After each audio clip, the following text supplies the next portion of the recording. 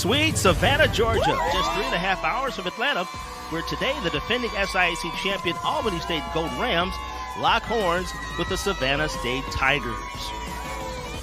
Hello again, everybody. I'm Dwayne Walker, along with my broadcast partner, Todd Quarter. And Todd, Week 8 of the 2022 season, games at this point are critical. Savannah State, they're holding on by a shred at a chance of representing the SIAC East at the end of the season. For Albany State, they lost to Benedict. They're going to need some help in order to reach the championship game. Tough loss for Albany State against Benedict. They have to win out and hope Benedict loses twice, which is highly unlikely. Their goal today is win out and win every game big, and they have a chance to get in the national tournament. They're rated 24th in Division II. With so much on the line, let's take a look at our impact players. Let's begin with Albany State. Wide receiver Rashad Jordan and preseason SIAC Defensive Player of the Year, linebacker Stephon Pierre. Rashad Jordan, 4 catches, 121 yards and a touchdown, 90 yards on a bubble screen last week against Benedict. Stephon Pierre, SIAC Player of the Year, Defensive Player of the Year, and also the Division II HBCU Defensive Player of the Year. On the other side for the Tigers, wide receiver Deshaun Mitchell and linebacker McKinley Newble. Deshaun Mitchell, 6 catches for 78 yards, has a knack of getting open. McKinley Newble, 2.5 sacks last week against Clark Atlanta, has a knack of getting to the quarterback and an excellent motor. Our 2 head coaches today. First, Gabe Gardenia in his 5th season with the Golden Rams, 3 SIAC East titles to his credit, and led the Albany State program to the 2021 SIAC Championship. In the blue.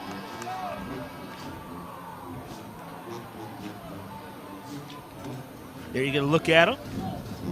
He's done a fantastic job. Then on the other side, Aaron Kelton in his first year at Savannah State. He had previous stops at Howard and Morgan State as an assistant. And before that was the head coach at Shorter College. It's a beautiful afternoon for football with temperatures in the low 70s. Albany State won the toss and is elected to defer to the second half. Albany State will kick off, moving left to right. Both teams will don their Nike jerseys this evening. Nike is the official apparel company of the Southern Intercollegiate Athletic Conference. And that was going to be taken at the 6-yard line. Up to the 25, and boom! Stephon Pierre. You just met him, Mr. Hampton. On that return for Savannah State. Wow, Todd. Wow is right, Dwayne. 16 tackles last week for Stephon Pierre. We mentioned in the pregame, SIAC D2 Defensive Player of the Year. Just a tremendous player. No question about it. So out comes the Savannah State offense, led by redshirt freshman quarterback. That should be Jaden Adams. Number 9 gets the nod. The running back is number 1, Shamarcus Poole. He'll come out of the 3 wide receiver set, and we'll get them straight for you. Now the play is going to be whistled down. Here's referee Brian Hilpich. Movement on the offense, so replay the down. Why don't we go ahead and set the starters for you? As I mentioned, redshirt freshman quarterback Jaden Adams gets the start. The running back is number 1, Shamarcus Poole. The wide receiver core is led by number 17, Deshaun Mitchell. Demarion Colbert and Brent Carr are the other targets. Julian Roberts is the tight end. And clearing the way up front, Steve Wakefield. And we'll get to those offensive line starters in just 1 second. First down and 15 for Savannah State. They come out running the football.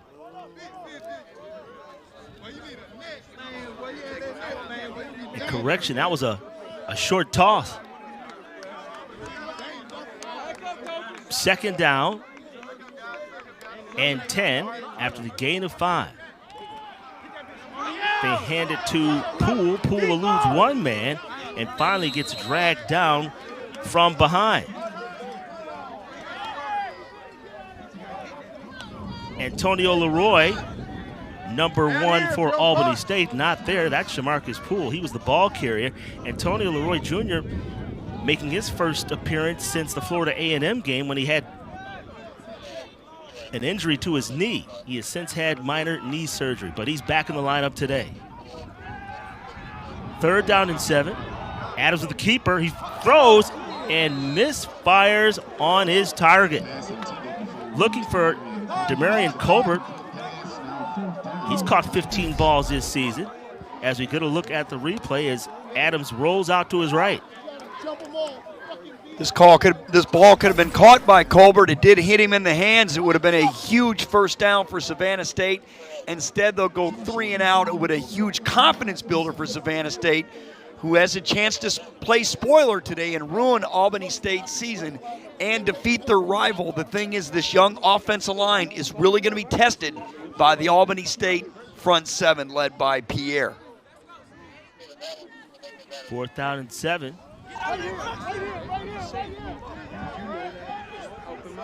Football is going to take a bounce out of bounds at the 38-yard line. That's going to be a 35-yard punt.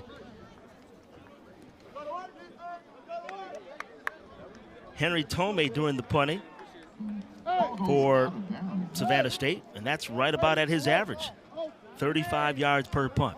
Now we'll get our first look at the Albany State offense. And no surprise here, Jaden Sullivan. He'll start tonight. Running back Marcus Fulks. Wide receivers Joe Shorter, Ralph Lovett III, and Rashard Jordan. The tight end is Tyree Taylor. They have it 1st down and 10 at the 39-yard line. They hand the football off.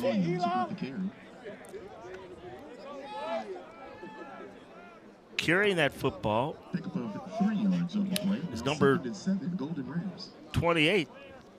It's Ward.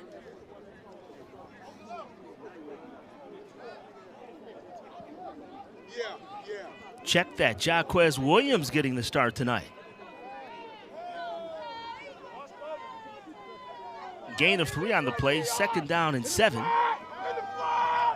They throw a little flare pass. Christian on that catch.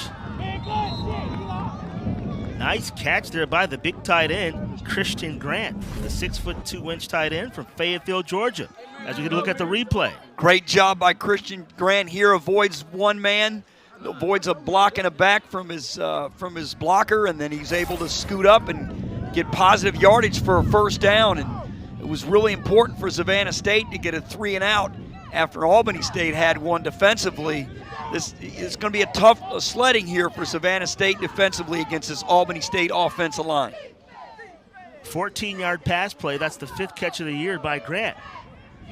We get our first taste of Fulks.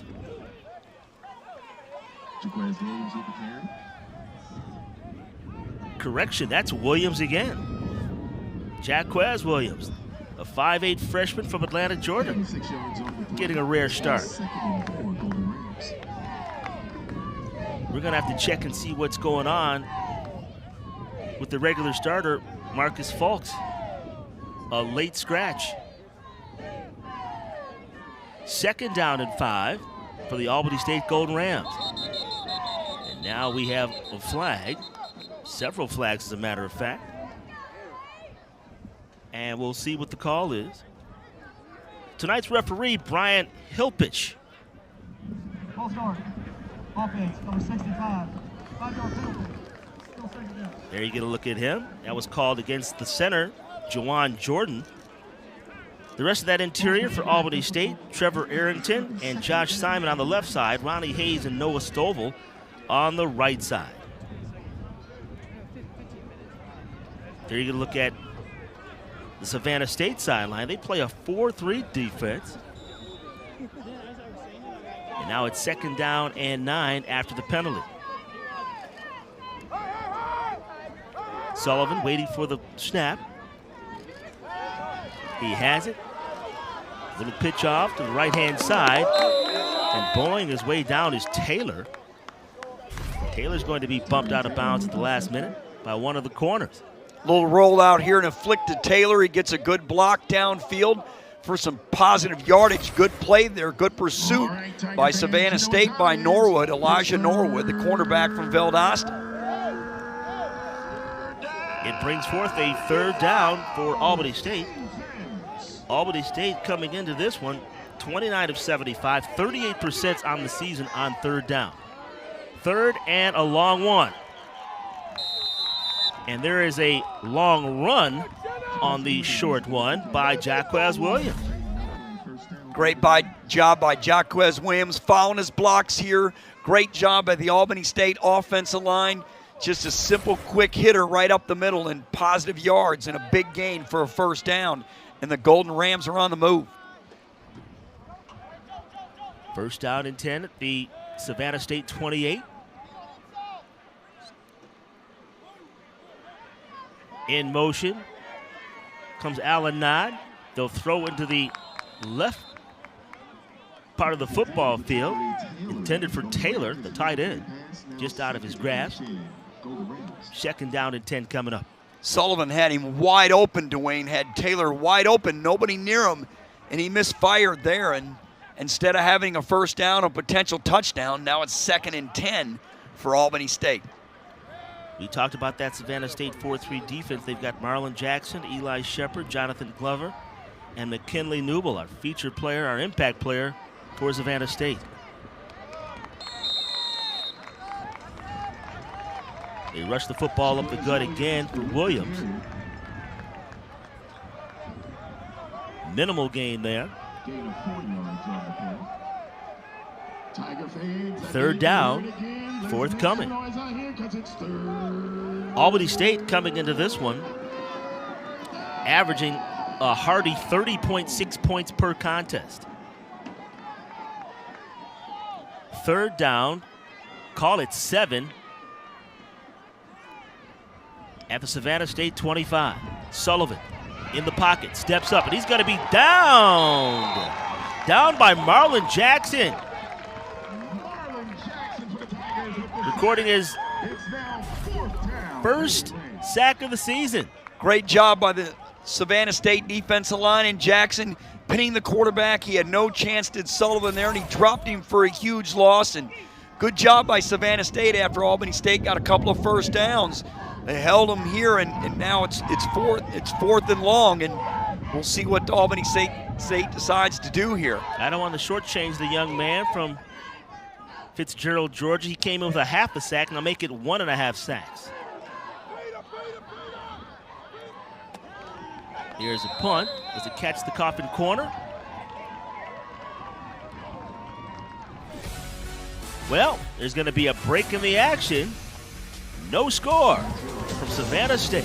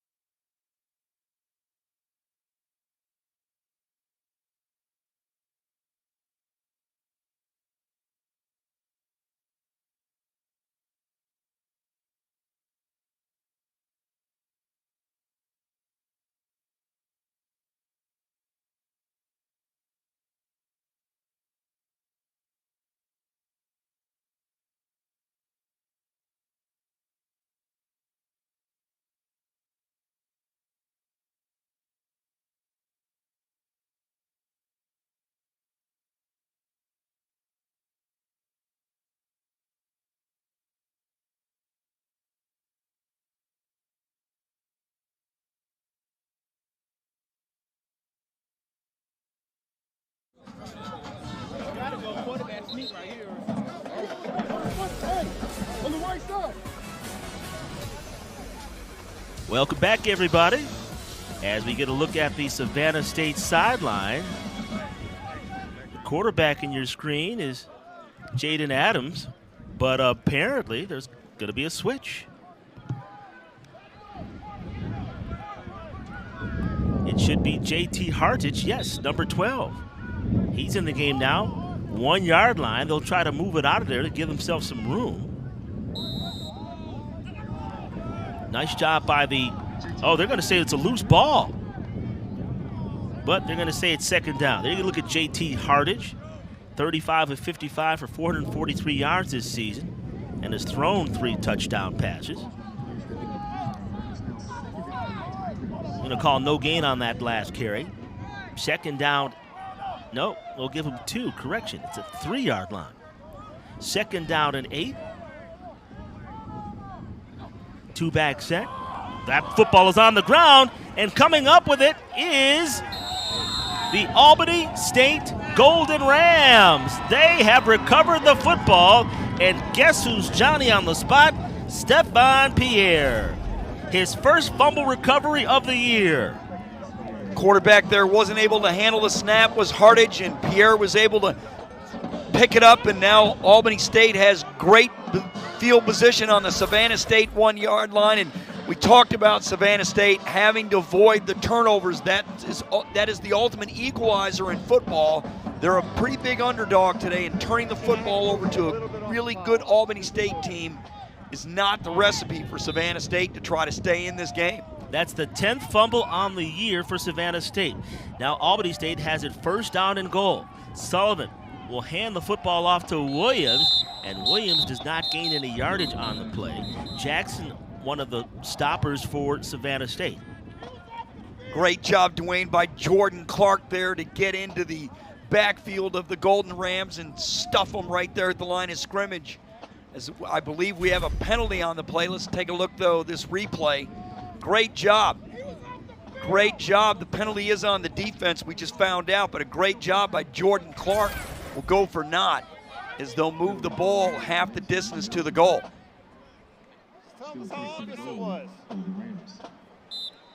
So that penalty goes against the Savannah State Tigers. They are kicking themselves in the foot. They're averaging 6.3 penalties per game. This one hurts. First down. They'll give it to Williams again. Williams looking for the end zone. Do they give it to him? Apparently he stopped just short. No. You'll see Jaquez Williams here with the football. It looks like it is a touchdown. They haven't signaled it yet, but he is definitely over the goal line with the football. As you see on your screen, they have given a touchdown. So Albany State leading it now 6-0 with 7:32 to go in the first quarter. And Dwayne, that turnover for Savannah State to stay in the game, they just can't do it.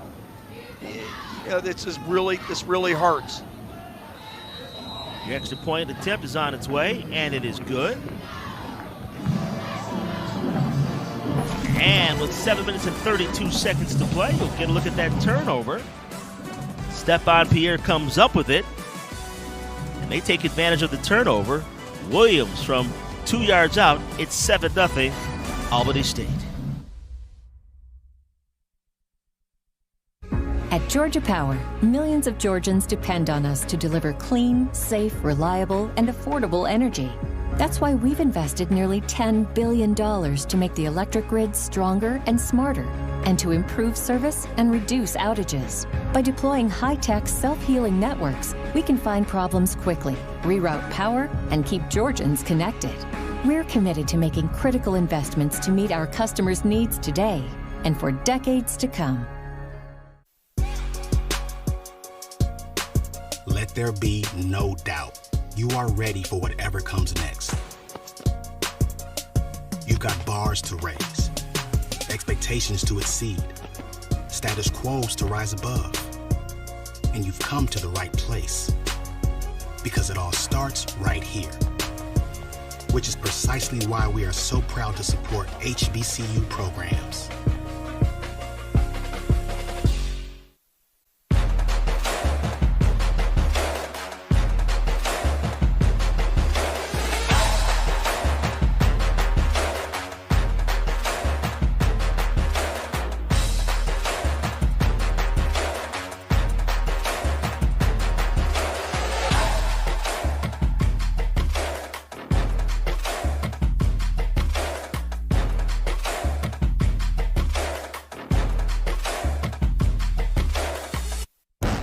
join the HBCU family, you become part of the tradition of breaking barriers in your community, breaking ground in your career, and bringing it with everything you do. From how you look to how you move in the classroom, on the court, and on the field. That's why Academy Sports and Outdoors is proud to celebrate the HBCU legacy and all those to add to it in their own way. Jaquez Williams. His 1-yard touchdown plunge gives Albany State a 7-0 lead here early. Dwayne Walker along with Todd Corder. So glad you could join us. And Todd, costly turnover by Savannah State. And Coach G's Golden Rams, they hop right on it.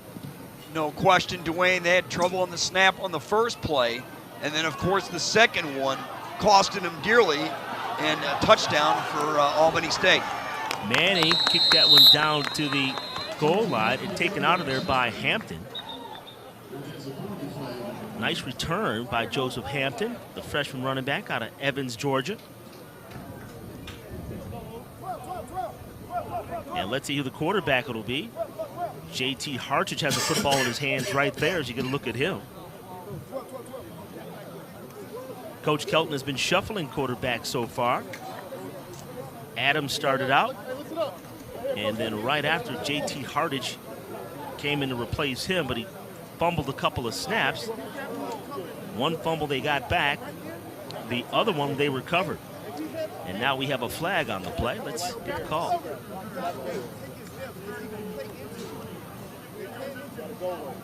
Brian Hilpich said that it's a holding call against the Savannah State Tigers. You know, Dwayne, when you're playing two quarterbacks, that tells me that you don't have confidence in either one of them, and you're waiting for someone to win the job. The problem is you're 8 games into the season. You should have your guy at the quarterback position, and you should feel comfortable with him. And obviously Savannah State does not feel comfortable with either one. And now you have the holding penalty on the kickoff, which is going to take Savannah State back even further as they'll start their second drive of the game. 1st and 10 at the 9-yard line. Malik Barnes, number 7, with a tackle for loss. So it looks like Poole got the carry here, number 1. And there's that guy, Malik Barnes. I call him a thumper. He is a thumper, Dwayne, and you see the ball carrier slip there, and he slipped right in the arms of Malik Barnes, who is a hitting machine out of Newton, Georgia, Mitchell County High School. And you know, this linebacker corps for Albany State is not only one of the best probably in the SIAC, but it's the best in the country in Division II. Barnes now has 11.5 tackles for loss. There's a flag down. They swing the football out to the tight end, Julian Roberts. Roberts is going to be brought down right where he stands, but first, there's a penalty. It came in the direction of holding, I would imagine. Brian Helpish, there you look at him. With his umpire, Nick Wallace. Your head linesman, Javaris Swanigan. And there's you can look at Coach Kelton. Look at the look on his face. He's not pleased at this particular time.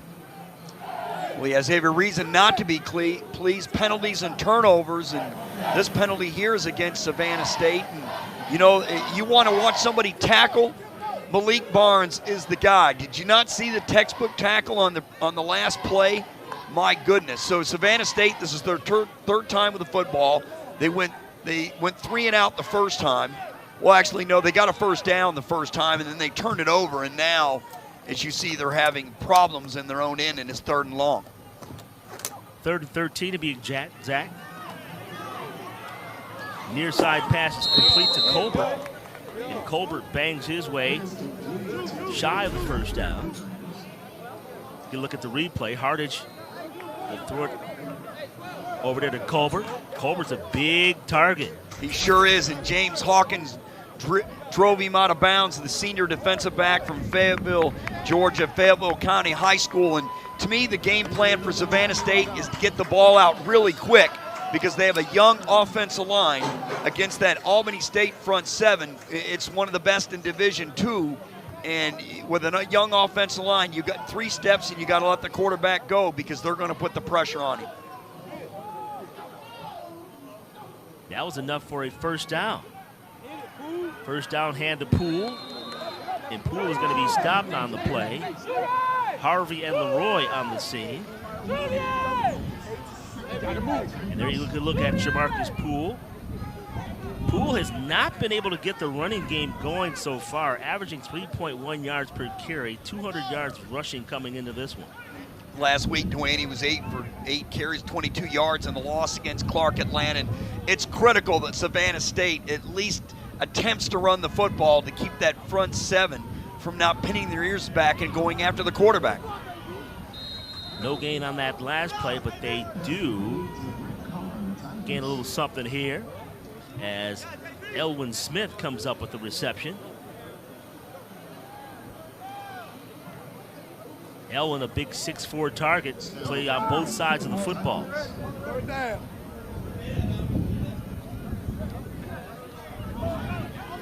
6-yard advance. 3rd down and 4 from the 25. Hardage. He'll throw. Complete to number 17. That's Deshaun Mitchell. We talked about Deshaun Mitchell, the leading receiver in the pregame. He'll just take a little step. Nice move on the defender, and he got enough for the first down, it looks like. And you know what? Savannah State's moving the football, and they're getting it out quickly. That's the game plan. Spreading Albany State out, showing a run on occasion, and throwing the quick screens, and just trying to get the ball quickly out of the quarterback's hand. Pierre on the reception. I'm sorry, on the tackle, forgive me. They're gonna go for it. Down the right side, it's complete. Elwin Kirk Smith. What a reception by the 6'4" target from Augusta, Georgia. Great call on first down. Now that you've been throwing the quick screens, now you find Brent Carr downfield. You try to loosen up that Albany State defense, and just a fantastic job by Savannah State. Good play calling on first down. After you've been throwing it short on the previous plays on first down, now you hit them deep. 1st and 10 at the Albany State 40. Hardage keeps the football, spins off a guy, and finally brought down at the 37-yard line. Hardage will carry that football on you. He's ran for a score already this year. He peeled off a 38-yard run earlier this season. That's a tough run there, Dwayne. He got 4 yards. Great job by Hardage, and a great job of not fumbling the football. As you saw Stephon Pierre on the play, he made 16 tackles last week in the loss against Benedict. We'll see how many he has today. 2nd down 6. I see helmets flying off. It's Jamarcus Poole on that carry. Anthony Harvey brought him down. Dwayne Jamarcus Poole in the Atlanta Giants, only 5'7", 175, the sophomore from Washington County High School in Sandersville, Georgia, picked his way on the right side of that offensive line, and he got a positive gain. It's 3rd and 3, and if Savannah State can stay out of the 3rd and 8s, 3rd and 9s, 3rd and 10s, and 3rd and short, they've got a chance to keep moving the football and keeping that defense off the field. 3rd and 3, Hardage under duress, and he's brought down by guess who? Stephon Pierre. Stephon Pierre, he's got 4 sacks now on the season. Great job by Pierre. He just went through the gap there on the offensive line and just read it and saw it and brought the quarterback down. And now it's 4th and long for Savannah State. And boy, this Stephon Pierre, he is just as good as advertised, maybe even better. Standing at 6'2", standing at 6'2", his coach calls him a big cup of water. 10 yards on that quarterback sack. His coach also calls him a great, quiet leader and a great person off the field. As you see, that punt just barely got off. They almost blocked it. Tome will boot it down to the 13-yard line, so that's a 30-yard punt taken there by Shorter. Albany State leads it by a score of 7-0 thanks to a rushing touchdown by Jaquez Williams.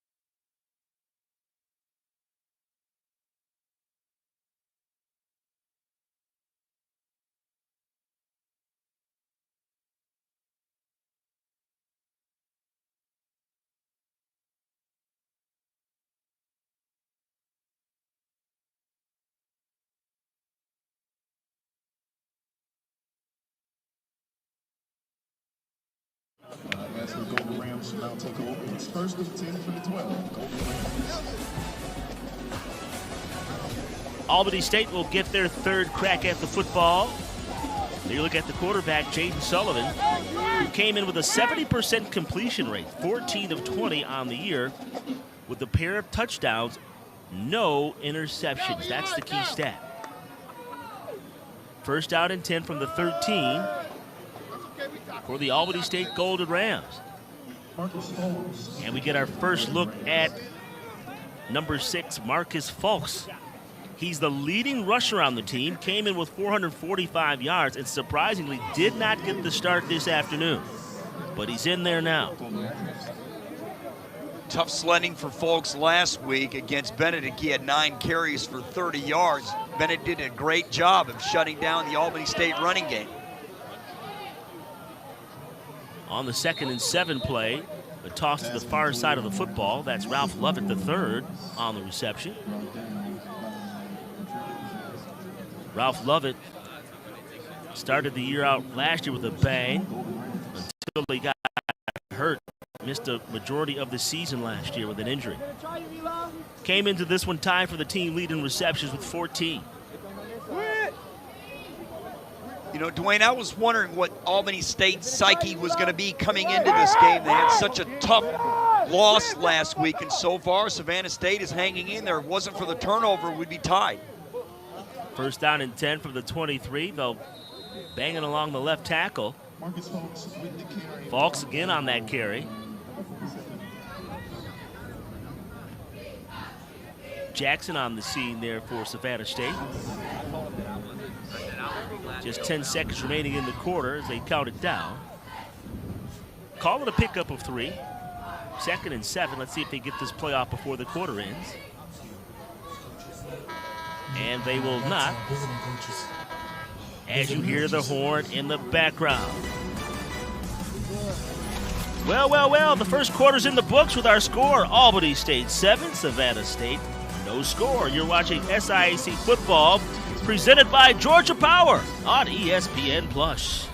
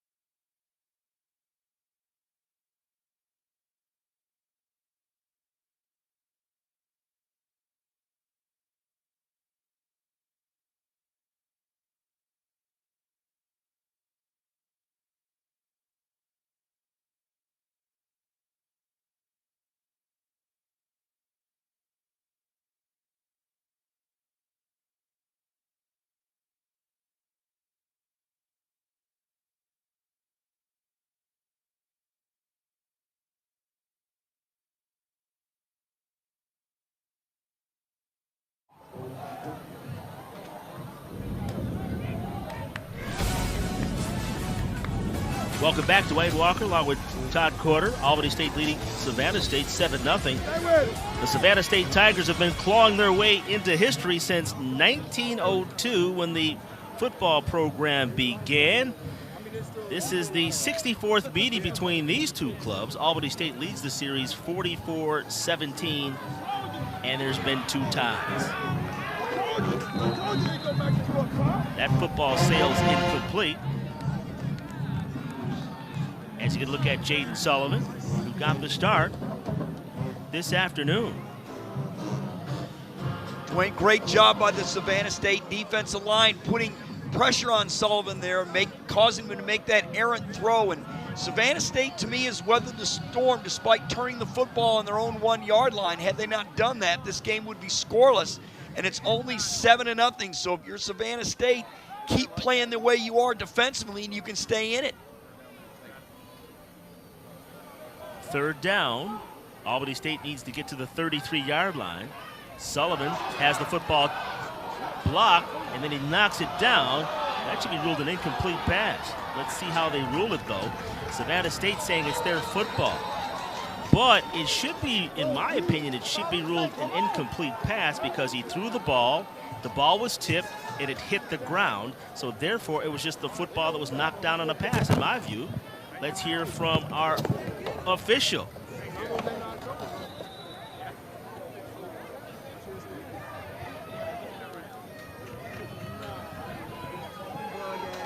There it is. Brian Hilpish says that it's simply an incomplete pass.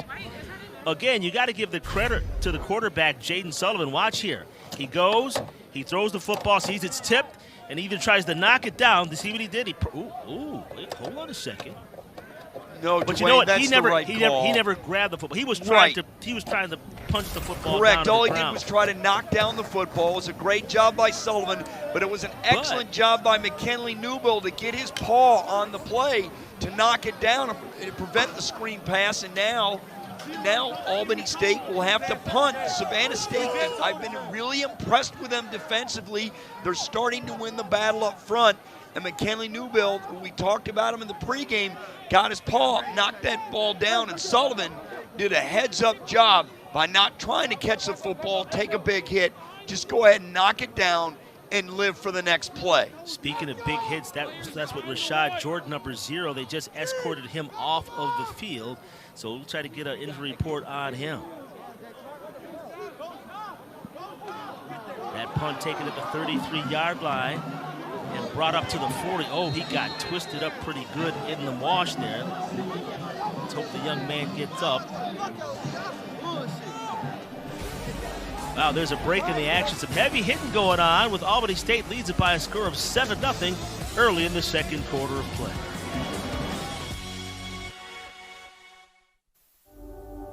Trophies, awards, medals. They show your hard work paid off. In a game of life, there are also trophies. They look like an organized financial plan to pay for your college, maybe even graduate school. Buying a house is a trophy. Starting your own business, that's a championship trophy. To help students gain the financial savvy to succeed at life, UBS has teamed with EverFi and the Southern Intercollegiate Athletic Conference to create Elevate. Elevate delivers personalized financial training, access to wellness workshops, and career development programs, all for free and designed exclusively for SIAC communities. Financial freedom, that's the ultimate trophy. Get started today at ubs.com/elevate.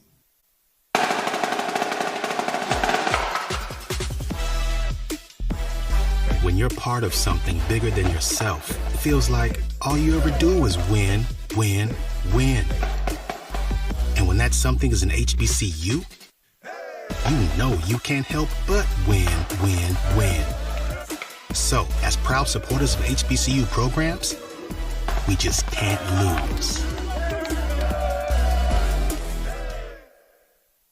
At Georgia Power, millions of Georgians depend on us to deliver clean, safe, reliable, and affordable energy. That's why we've invested nearly $10 billion to make the electric grid stronger and smarter, and to improve service and reduce outages. By deploying high-tech, self-healing networks, we can find problems quickly, reroute power, and keep Georgians connected.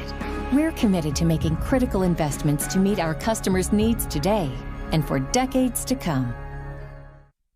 When you join the HBCU family, you become part of the tradition of breaking barriers in your community, breaking ground in your career, and bringing it with everything you do. From how you look to how you move in the classroom, on the court, and on the field. That's why Academy Sports and Outdoors is proud to celebrate the HBCU legacy and all those to add to it in their own way.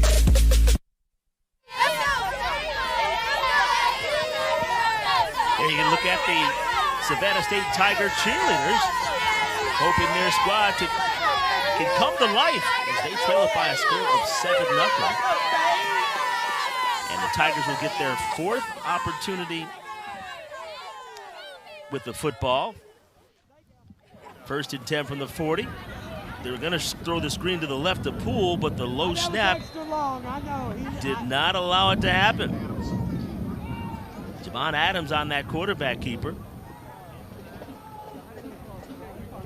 They go topsy-turvy with the quarterbacks. Jaden Adams now in. JT Hardage was in the last 2 series. So Kelton, Coach Kelton, trying to find a spark in this offense. 3 yards on that quarterback keeper by Adams. 2nd down and 7 from the 43. Adams will run with the football again. He'll be chased out at the 48-yard line. Positive gain for the 6'3" quarterback. You gotta like that, how he's moving the football. Seems like Adams gives him a little pep in the step offensively. Good job here avoiding the hit before going out of bounds. And to me, this is a must conversion for Savannah State. Your defense has done a tremendous job against one of the best teams in Division II, holding them to 7-0 here. You need a 1st down to keep the chains moving and keeping your defense off the field. 3rd and 2, they swing it to Hampton, left side, and he's gonna be crumbled over. Norwood on the scene. Bishop on the scene, number 14 as well. This is just great pursuit by the Albany State defense right there. You see Rawlings in on the play along with his friends, and now Savannah State forced to punt again. And you can see why this Albany State defense is as good as advertised this season. They're the 8th ranked defense in the country in Division II. They allow 13 points a game. Last season was an historic defensive effort for Albany State. They were the #1 defense, scoring defense, and total defense of all Division II. They pitched 7 shutouts, did Albany State. Here's a fake. Tomei on the keeper, up to midfield, and did he get the 1st down? Yes, he did. Henry Tomei, the 5'10" kicker from Beaufort, South Carolina. Coach Kelton and company pulling out all the stops, trying to pull the upset. Look at Tomei running, and he just got enough for the 1st down. He was able to give Savannah State some great field position, and I love the call by Kelton. Do something extraordinary. Try to surprise Albany State, keep them on their heels, and now when they have to punt again, this will make Albany State look for the fake again. 5 yards on that pickup, but enough for a 1st down. 1st and 10 at the Albany State 48. Adams steps up in the pocket, decides to keep the football, and he's going to be tackled by Hawkins by the shoestrings. Dwayne, that's a great job by Hawkins to smell out the play. There's nothing that Adams could do. Just try to get what you can get and go to the next down. The most important thing is not to turn the football over. That's the reason the score is 7-0, because Savannah State turned it over inside their own 5-yard line in the 2nd quarter, and that's a difference in this game. Tomei did a nice job, the punter, in getting that 1st down, but another missed opportunity on a tackle. Last week, Albany State, they missed 21 tackles. They hand this one straight up the gut to Poole, and Poole is brought down by Stephon Pierre. And Poole likes the action. Great push by the Savannah State offensive line. They won the battle here, and by the time Pierre brought him down, it was for an excellent game. And Poole, for a little guy, has a little power. He ran right into Stephon Pierre and decided to go ahead and you know, push him further back. Good power run by Poole, just applying the hit on Pierre. JT Hartage is back in at quarterback. They throw far side. It's complete to Colbert. Colbert 20, 15, 10, 5. Touchdown! Savannah State, Demarion Colbert. For Colbert, his third receiving touchdown of the season.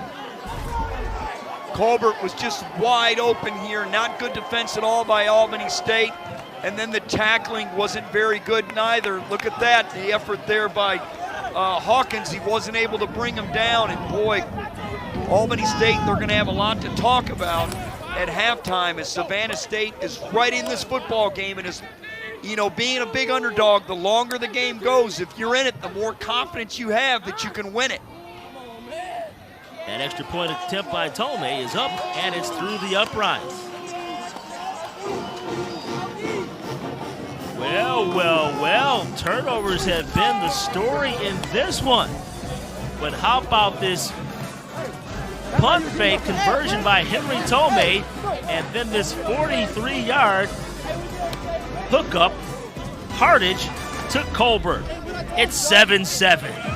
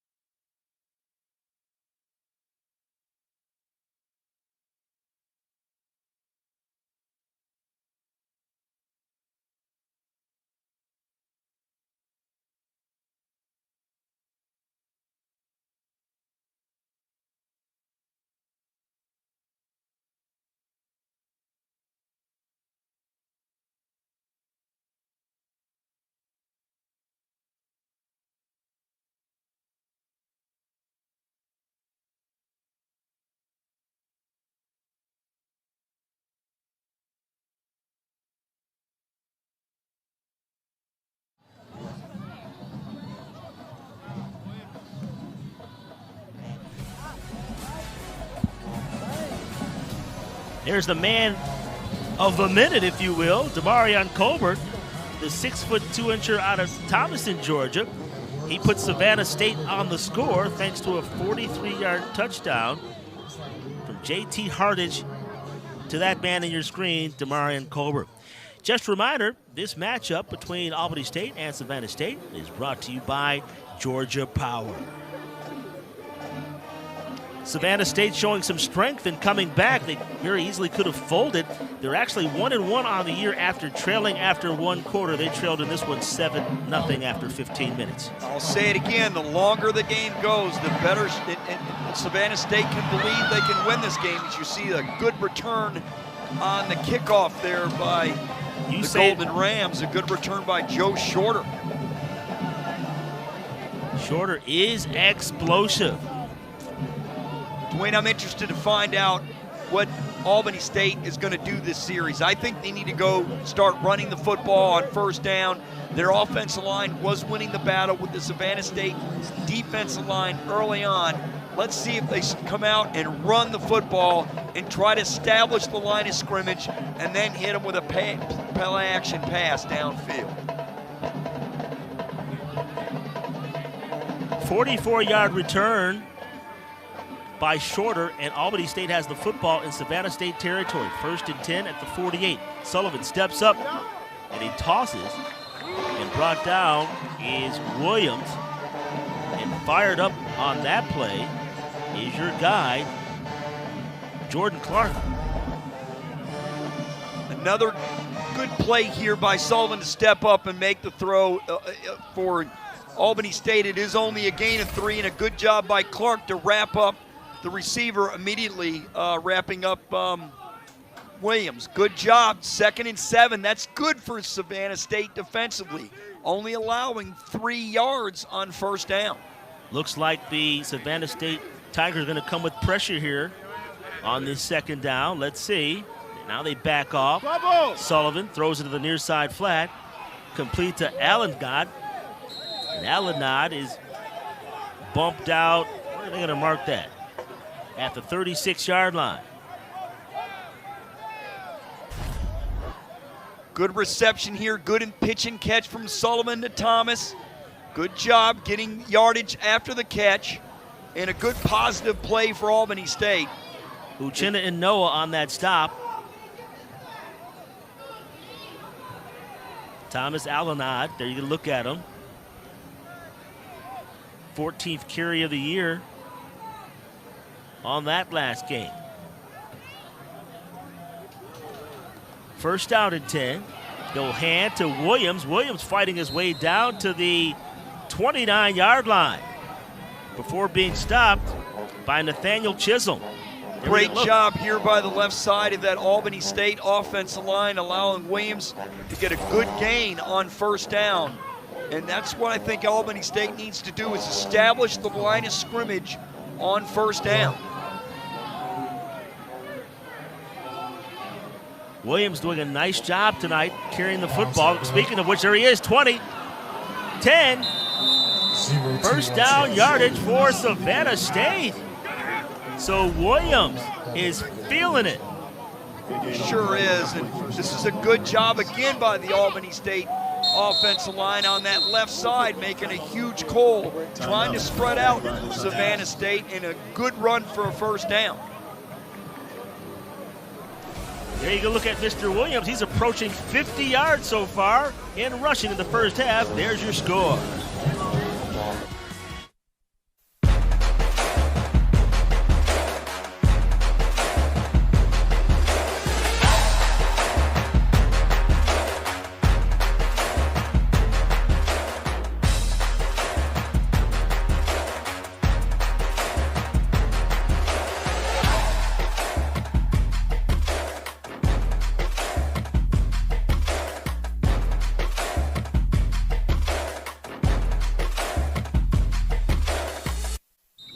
New Sprite?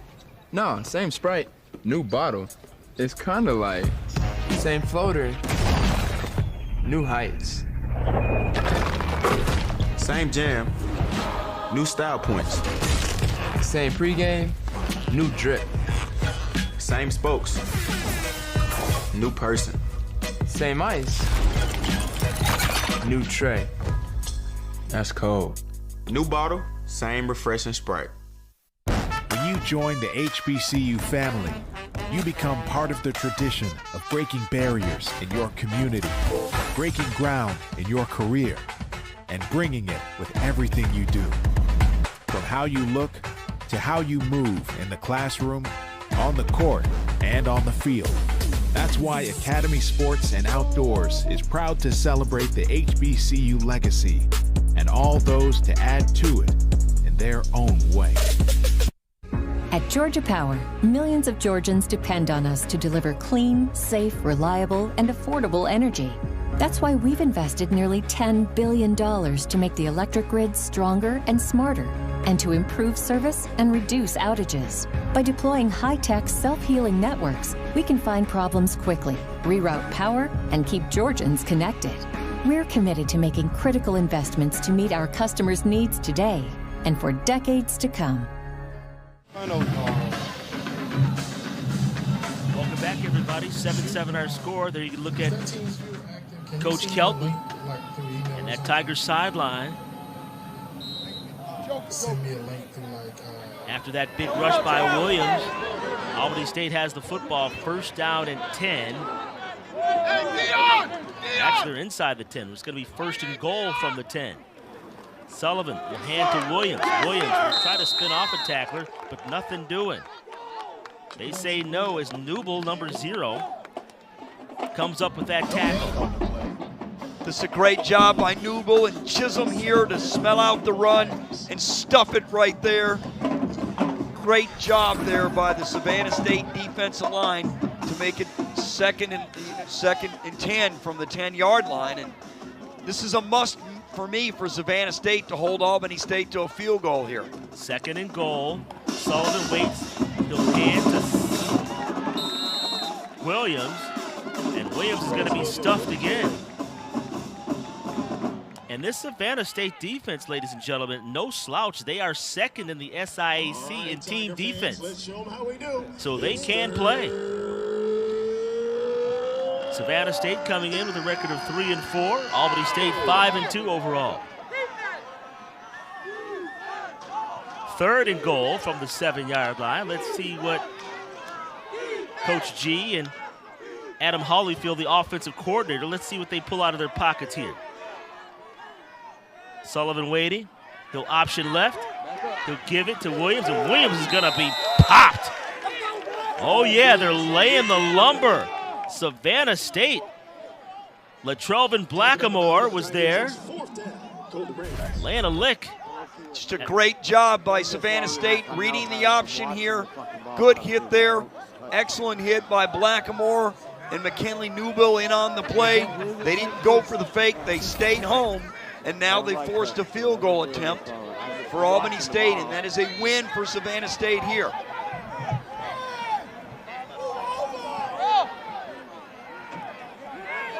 They're about to boot. Gilbert Brown in for the field goal attempt. It's up, and the kick is good. It's good. Well, well, well.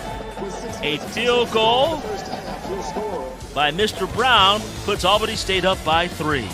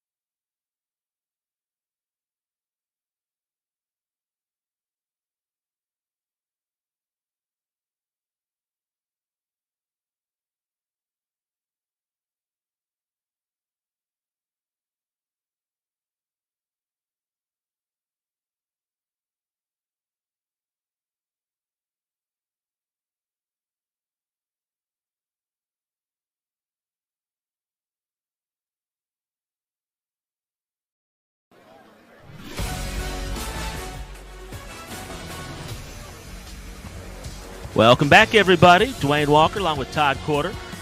You're watching SIAC football on ESPN Plus, where the Albany State Golden Rams lead it by a score of 10-7 thanks to a 26-yard field goal by Gilbert Brown that put the Rams up by 3.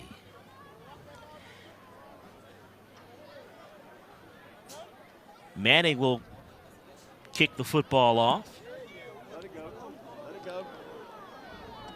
And it'll be taken at the 2-yard line. Hampton coming up. Gets up to near the 25-yard line. 23 yards on that kickoff return. And Savannah State will take over the football. Jalen Adams on the sideline right now. He started this one, but J.T. Hardage came in after an early turnover and has since thrown a touchdown pass that recently tied the score until that last field goal by Brown.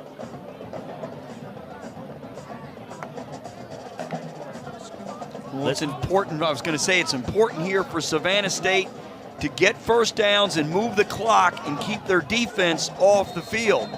But against this tough Albany State defense, which is one of the best in the country, we mentioned it earlier, it's going to be tough sledding, but their strategy is to get the ball out quickly and get it out in the flat and let their playmakers run with it. Colbert on that 5-yard reception, his third of the game, brings up a 2nd down and 5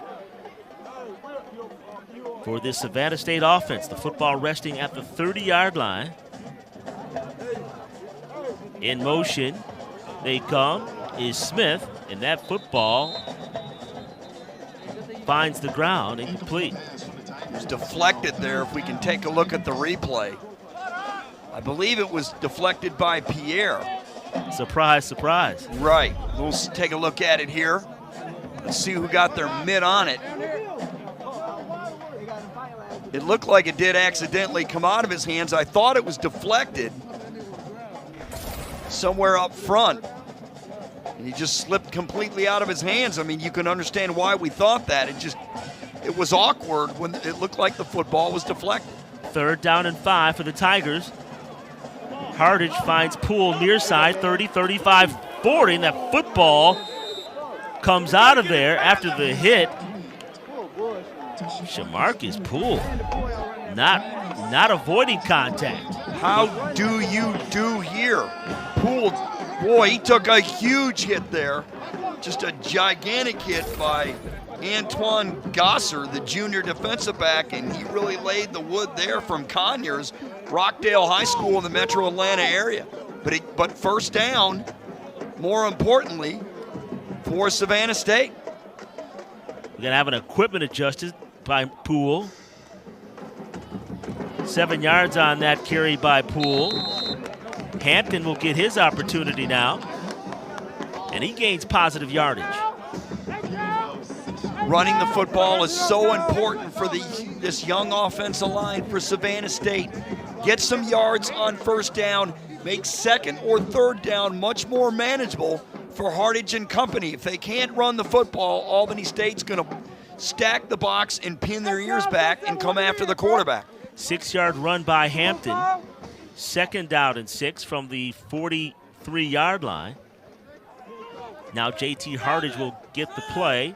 Hampton is behind him. 4 seconds left on the play clock. You hear him counting it down, and they get it off. Hardage in the pocket. Now he'll scramble to his left, and they got a paw on him, and he managed to get away. What strength as Eric Price tried to wrap him up, number 31. Watch Hardage, can't find a man. Now he scrambles, and then Price drags him down and forces an incomplete pass. Great job by the Savannah State offensive line. He gave Hardage a lot. Savannah State offensive line gave Hardage a lot of time, and a good job by the Albany State secondary and not letting a receiver get open, as you finally saw at the end of the play there. Eric Price grabbing the jersey of Hardage. Coach Kelton looking on this 3rd down and 4. Hardage eludes a man, being chased by Barnes, will keep the football. 1st down yardage as he's tripped up on that play. It was Hawkins, number 4, I believe was the first one to trip him up, but not before J.T. Hardage scrambles for a Savannah State first down. Just a great job by Hardage. Again, excellent job by the Albany State secondary. Nobody was open. Hardage just took it. Nice hard charge run. Get what he could get, and more importantly, he moves the chains for a first down in Savannah State, now in Albany State territory. 11-yard rush on the quarterback keeper. Hardage throws across, and that football was deflected. And Hardage takes a look over at the sideline to reload. I was going to say, Dwayne, he sure threw a line drive on that. He sure didn't get a lot of air on it. No wonder the defensive lineman got his paw on it. Let's take a look at that. This is just a line drive here. And great job by the defense there of Albany State to get a paw on it and knock it down. They're gonna go here on this second down. And Hampton is gonna be tripped up for no gain. Antonio Leroy and Bishop on the scene. And now Hampton's gonna check out of the ball game for Savannah State. Great job by Leroy there, good pursuit for Albany State, making it 3rd and long for Savannah State. Now Savannah State's already faked the punt once, so maybe they'll come up with a trick play here to get a first down. Savannah State, a very good average on percentage on 3rd down, 42.5% conversion rate. Complete to Poole, near side, Poole down to near the 40-yard line. That's not going to be enough for a first down, however, and it's going to bring up 4th down. Dwayne, that was a great job by Brandarius there. Oh yes, here's the fake punt here that got the first down for Savannah State by Tomey, the punter. And now it's 4th and 5. What do you do if you're Savannah State here? I think the way your defense is playing, you punt the football and pin them deep. And that was a really good tackle by Brandarius Rawlings on the last play for Albany State. But they're going to decide to go for it on the 41-yard line. Maybe they were trying to draw them off. We'll see. They do take a timeout, Dwayne. And, you know, this is a really interesting decision here. Savannah State's defense is played extremely well. It's 4th and 5. You're on the Albany State 41. Do you punt, pin them deep, put the ball potentially inside the 10, let your defense go to work? Or do you go for it, move the chains, and get a first down? It's an interesting decision. I'm playing by my strength, and I'm punting the football here if I'm Savannah State. Your defense has played really well, but like on the last drive, they did fake it, punt it, got the first down. We don't see them doing that again. You can bet that Albany State will be looking for the punt or for the fake punt every time that Savannah State has 4th down and they're forced to punt the football. They're going to look for it all game. Well, maybe they'll fake it again, try a different formation. Maybe they'll snap the ball. You know, there are a lot of ways you can do it. You can throw it.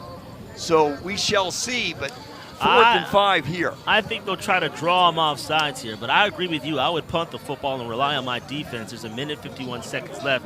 There's enough time to cause a turnover or a stop and get the football back. But let's see if they try to draw them off here on 4th down and 5. They're 1 of 4 on the season, 25%. No, they're going to run a play. Hardage under duress. He's going to go for the downs. Looking for a man. He's got somebody there, but it's going to be deflected at the last minute. DeShazio Williams got his hands on the ball at the last second as they were going for the jump ball to Elwin Smith. Actually, it hit him in the helmet, Dwayne. He was looking at the receiver. He never even turned around. Had he turned around and looked for the football, he could add interception. Great job by Hardage, though, to get away from the defensive line of Albany State and get rid of the football and try and make a big play downfield for naught. But you know what? Albany State has 1:40 to go in the half, and they have great field position because Savannah State didn't make the first down, but Hardage had to do something there. He had a man wide open down the field, but great recovery by Williams, and that football hit him right in the helmet. Had he turned around, it would have been an interception. Albany State will take over now, 1st and 10 at their own 41. They'll hand to ALBANY, number 37, his second carry of the ball game. And he'll work his way up to the 46-yard line. You know, Dwayne, I mentioned it hit him in the helmet on the 4th down play. It's really better that it did hit him on the helmet instead of making the interception, because the ball's on the 41 instead of the 20. 2nd and 5, he carries again, does ALBANY Thomas.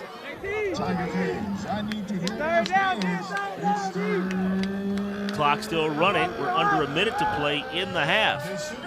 Dwayne, I don't understand why Albany State is not in a hurry here. They have 3 timeouts remaining, 50 seconds to go in the half. They're only up 10-7. You've got the ball at midfield. I don't understand why you're not trying to score some points here. To me, I don't understand it at all. Coach G, I'm sure, has his rhyme and reason. There you go, Marlon.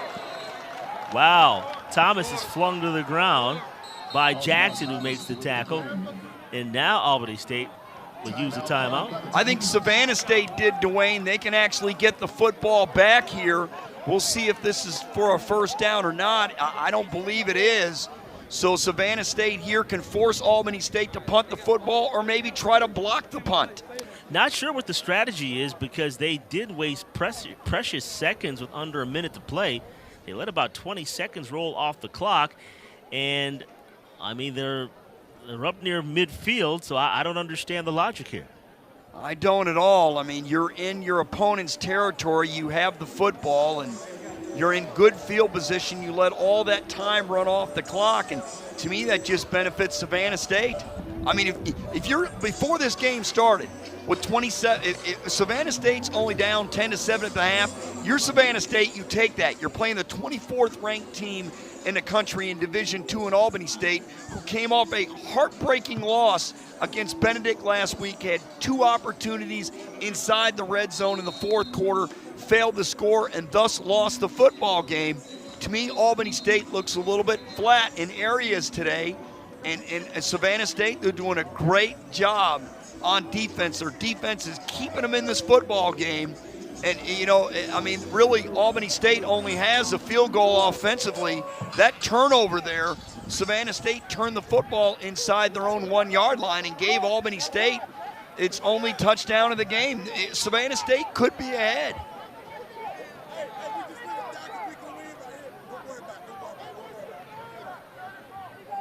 All right, so it's 4th down. That may explain it. Let it go, let it go, let it go!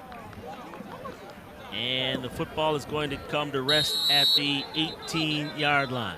Dwayne, Albany State, if you're me, Savannah State, if you're me, you just go ahead and take a knee and go in at the halftime 10-7. As you see, the officials are discussing something here on the field. I gotta ask a question. Did they run 3 downs? Albany State? They played it conservative on offense. There's just no question about it. But, you know, that left side of that offensive line was doing a great job earlier in the game for Albany State on those long runs by Jaquez Williams. And now we're having a discussion here to find out. We don't see a flag on the field, but the officials are having a discussion with 18 seconds to go in the half. And well, if that was officially 4th down, then I do get the strategy. You want to leave Savannah State with as little time on the clock as possible. So correction there if that was a 4th down. That was 4th down. They had to punt it. It was 4th and short. And I'm telling you, you're Savannah State. You're only down 10-7 at the half. You are thrilled, and you are thrilled with your defense, led by McKinley Newbill, who really has had a phenomenal first half. We featured him in our pregame, and he is as good as advertised. It's holding on Albany State, so they're going to back him up. I'd make them punt it again. But they can't cut him. They're cutting it. What's up, man? Aaron Kelton telling his players to get back, get back. Where's the get back coach? Might be the coach right there in the orange. Every team has a get-back, Coach. You know that, Todd, right? His sole responsibility is to keep the players back. This is holding on Albany State. If you're Savannah State, you got to make them punt it again. Well, there's only 18 seconds left in the half. I'm Savannah State. I'm taking a knee. I'm going directly to the locker room. And you are right in this football game. You have a chance to upset your rival, the number 24 team in the country, and Albany State has a lot to play for. They may not win the SIAC because they've got to win out, and they got to hope Benedict loses twice after last week's loss. But not only does Albany State need to win, but they need to win big to impress the pollsters. And right now, that is not happening. Well, either way, I feel as though Albany State will be okay. They are still nationally ranked. They're ranked in the top 25 in Division II, along with Benedict College. So as long as they keep winning, they'll be fine, even if they don't win the SIAC championship. Jaden Adams is in the ball game, so Savannah State has decided to keep the football. He keeps the football. Adams up to the 40, 45, and out of bounds at midfield with 10 seconds to play on the clock. You know what, Dwayne? What do I know? Just go ahead and get a good big quarterback run here by Adams all the way up to midfield for a first down, and now with 10 seconds left, you have a chance for a Hail Mary, but there is a flag on the play. So nullify that 23-yard carry. We'll see. Get to midfield. You have a chance at a Hail Mary.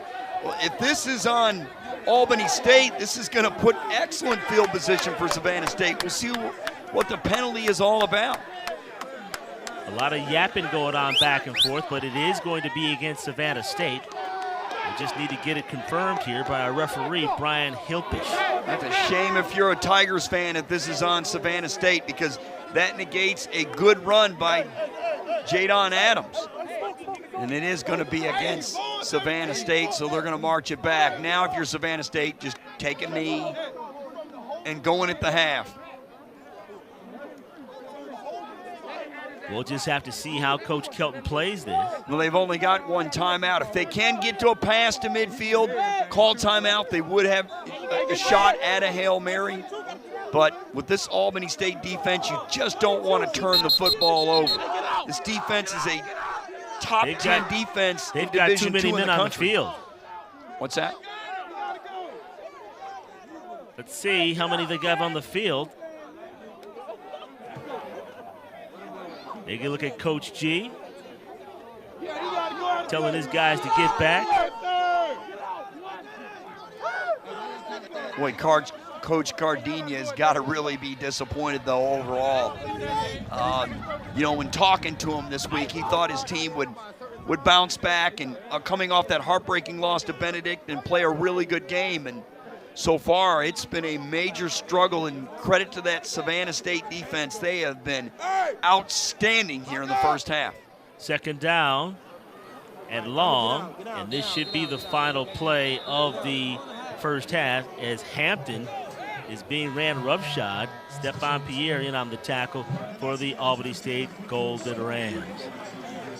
Well, that's the end of one complete half of action.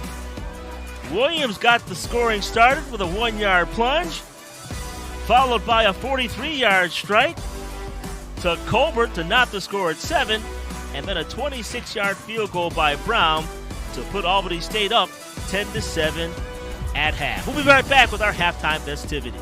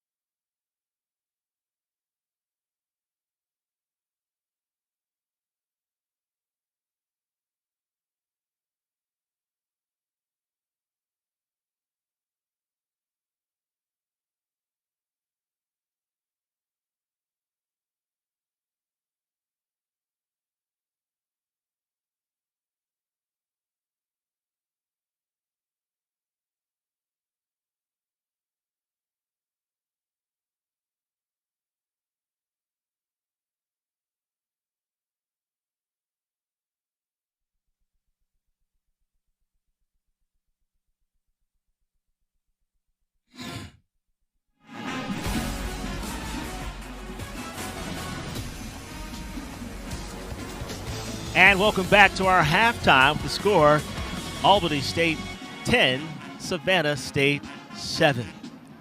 I'm Dwayne Walker along with Todd Corder. Todd, first half action, we talked about it coming in. These games from here on out are crucial. Savannah State taking advantage of some opportunities and miscues by Albany State. There's no question about it. To me, it was a flat performance by Albany State here, an inconsistent performance in the first half. If it wasn't for the fumble, Savannah State fumbling the football inside their own 5-yard line, they would be leading 7-3 at the half. This is an absolute stunner.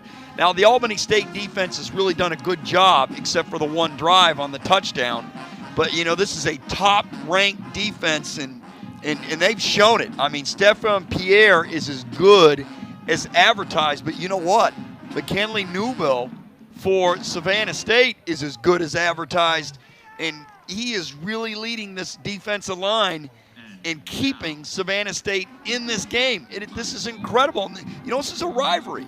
I mean, Savannah State, if they win, they not only beat their rival, but they ruin Albany State's season because they have no chance for the D2 tournament. Well, I think we might want to hold the phone on that. Last year, Savannah State lost to Albany State 30-0, but just because Albany State sits at number 3 in the East, don't count them out because they are ranked nationally in the top 25. There you see Benedict is 7-0, 5-0 in conference, but what's most important is going to be the division record. You see Fort Valley hanging around at 6-1 overall, Albany State at 5-2 and 3-1 in the conference. But once again, keep in mind, what matters first is your record in division play. And how about Clark Atlanta? And what a job your guy Willie is doing at CAU. They're 2-3 on the year, 3-4 overall. They're Savannah State. Mathematically, Savannah State is still in it because they have a 2-2 division record. Edward Waters, Allen, and Morehouse, they round out the East. On the West, another tight race. Tuskegee, undefeated in conference play, 5-2 overall. Kentucky State, who is bludgeoning Miles College right now. Last we checked, they were up 35-0. They're still in it. Lane College, they have a big game against Tuskegee, a big matchup. And there you see Miles and Central State rounding out the 5 in the West. All right, we're at halftime with Albany State leading it by a score of 10-7 over Savannah State. We'll be back.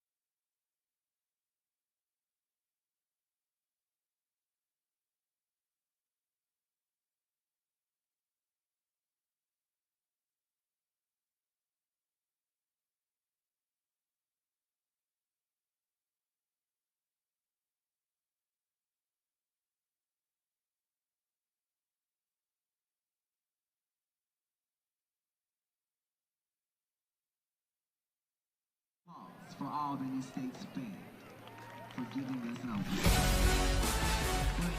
Welcome back to this afternoon's matchup between Albany State and Savannah State. The Albany State University Marching Rams show band has just completed their set. Now it's time for the Savannah State Powerhouse of the South Marching Band. Meanwhile, let's talk about what happened in that first half. You know, we talked about these games being very, very important. We have some updated scores we're going to bring you up on and kind of discuss where we're at moving forward. How about this?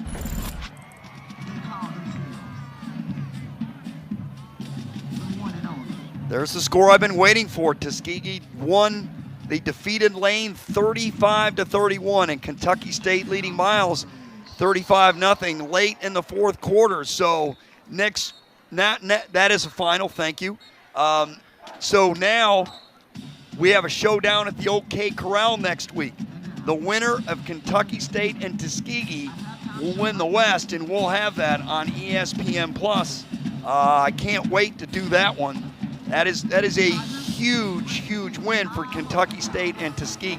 Meanwhile, on the east side, Benedict, they blanked Morehouse by a final score of 35-0. And there's that team, Fort Valley State. They are 7-1 overall. They defeated Clark Atlanta 41-21. And that's the thing, Todd. You don't know how it's going to end. The last couple of weeks of the season, it'll really decide who will represent each side, the East and the West, in the SIAC championship game, which will take place on November 12th. All right, as we look at some of the first half action, Savannah State, 165 yards total offense compared to only 109 by Albany State. Savannah State, they've been getting it going.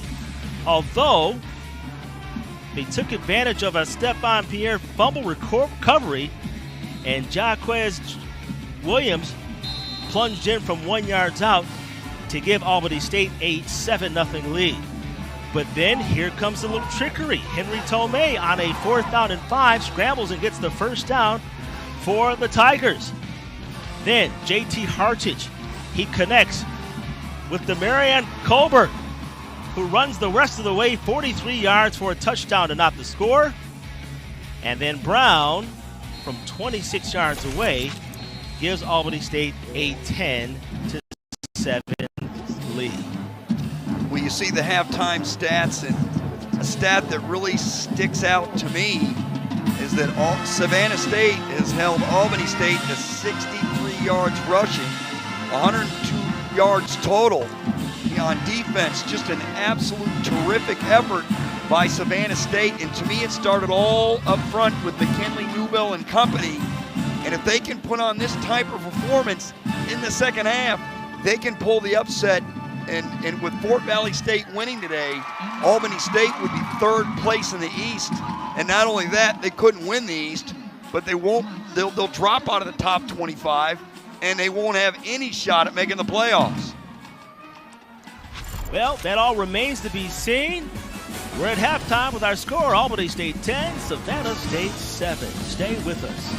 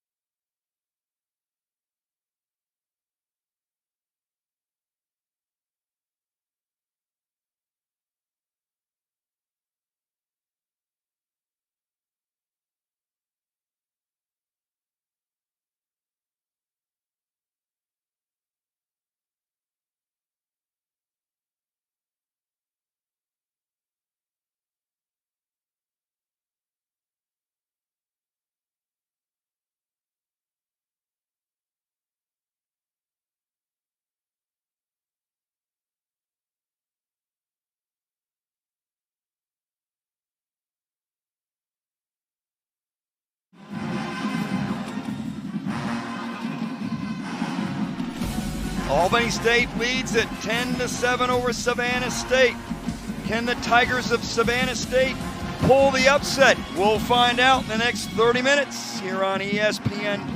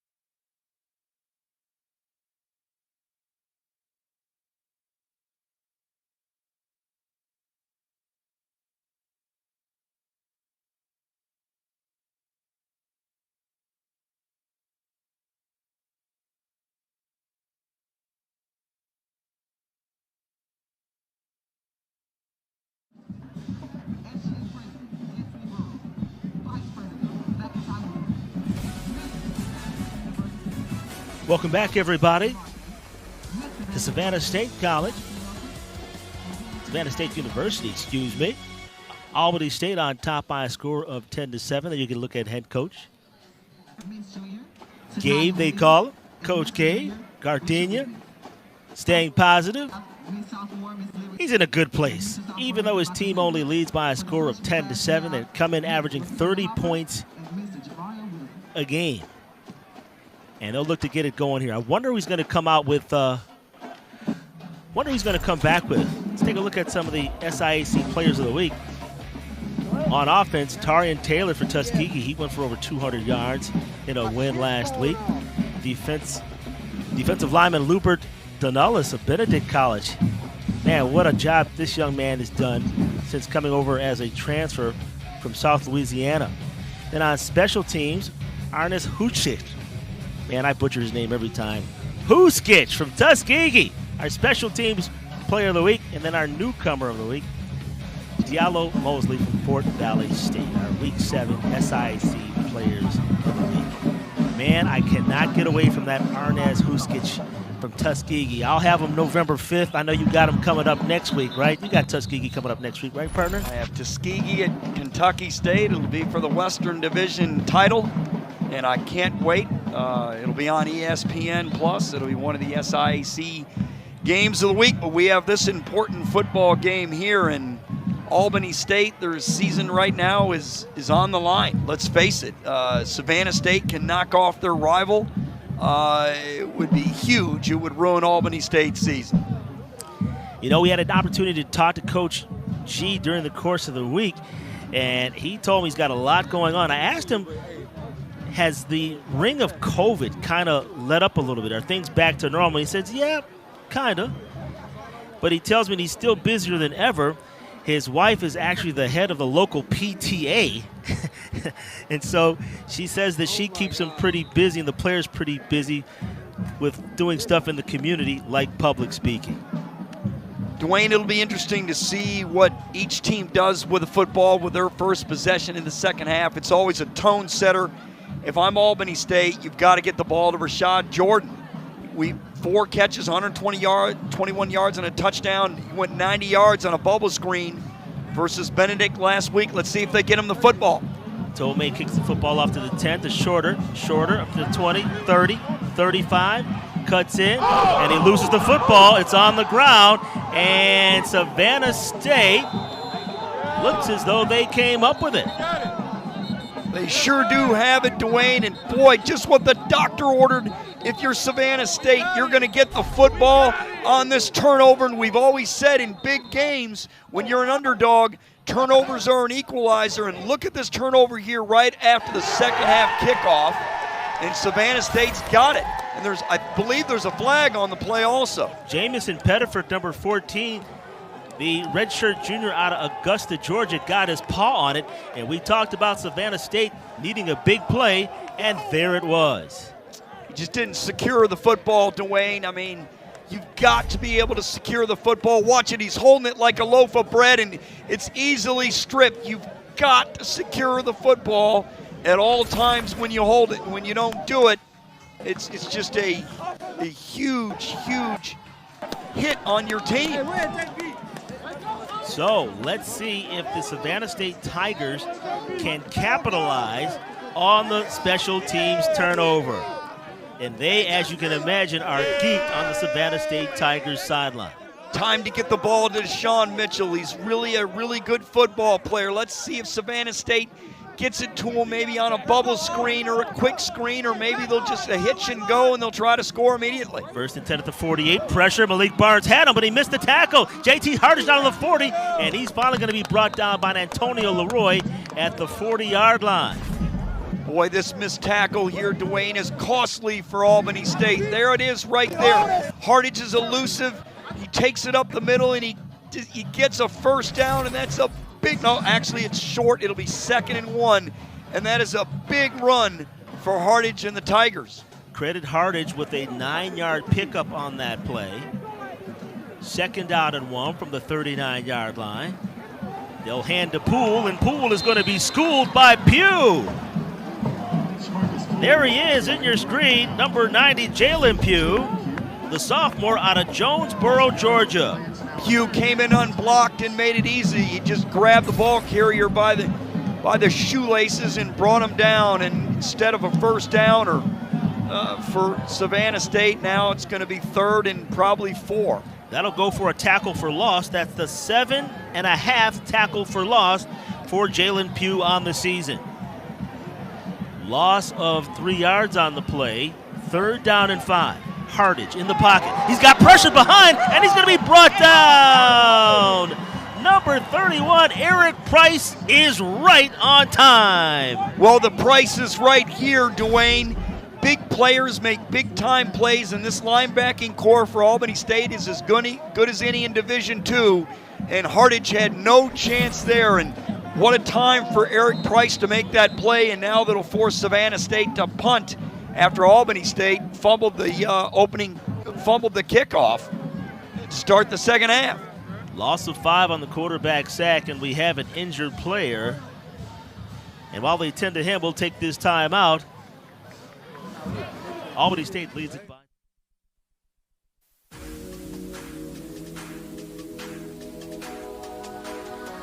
Keep your eyes on the horizon 100% of the time. You are a success story in the making. You are ready to take on the world. You are ready for this. You will get there from here. And you can't wait to get started. And as proud supporters of HBCUs around the country, we can't wait to see how far you go. Since 1837, historically black colleges and universities have been fulfilling their purpose to educate and empower. Since 2009, the Home Depot's Retool Your School Campus Improvement Grant Program has also been powered by a purpose to update, upgrade, and uplift HBCU campuses. Today, 44 million votes, $4.1 million, and 147 grants later, we remain inspired by the people, the passion, and the power of HBCUs to continue our purpose. Learn more at retoolyourschools.com. Yo, new Sprite? Nah, same Sprite, new bottle. It's kinda like same floater, new heights. Same jam, new style points. Same pregame, new drip. Same spokes, new person. Same ice, new tray. That's cold. New bottle, same refreshing Sprite. At Georgia Power, millions of Georgians depend on us to deliver clean, safe, reliable, and affordable energy. That's why we've invested nearly $10 billion to make the electric grid stronger and smarter, and to improve service and reduce outages. By deploying high-tech, self-healing networks, we can find problems quickly, reroute power, and keep Georgians connected. We're committed to making critical investments to meet our customers' needs today and for decades to come. There you can look at Aaron Kelton, head football coach for Savannah State. It's 4th down. Tome will boot it. And it's taking a bounce, a Savannah State bounce. It's going to be down at the, what are they calling it? Where are they going to mark that football? At the, they say touchback? Have they marked that? Let's take a look at the replay here if we can. His momentum goes, I don't know where they're going to mark that. Look at his momentum here. He grabs the football, but you got to get rid of it before you get in the end zone. Let's see where they mark it. I have a feeling it's going to be a touchback. Well, as of right now, they have it placed on the 2-yard line. 2-yard line. So that'll go in the books as a 46-yard punt.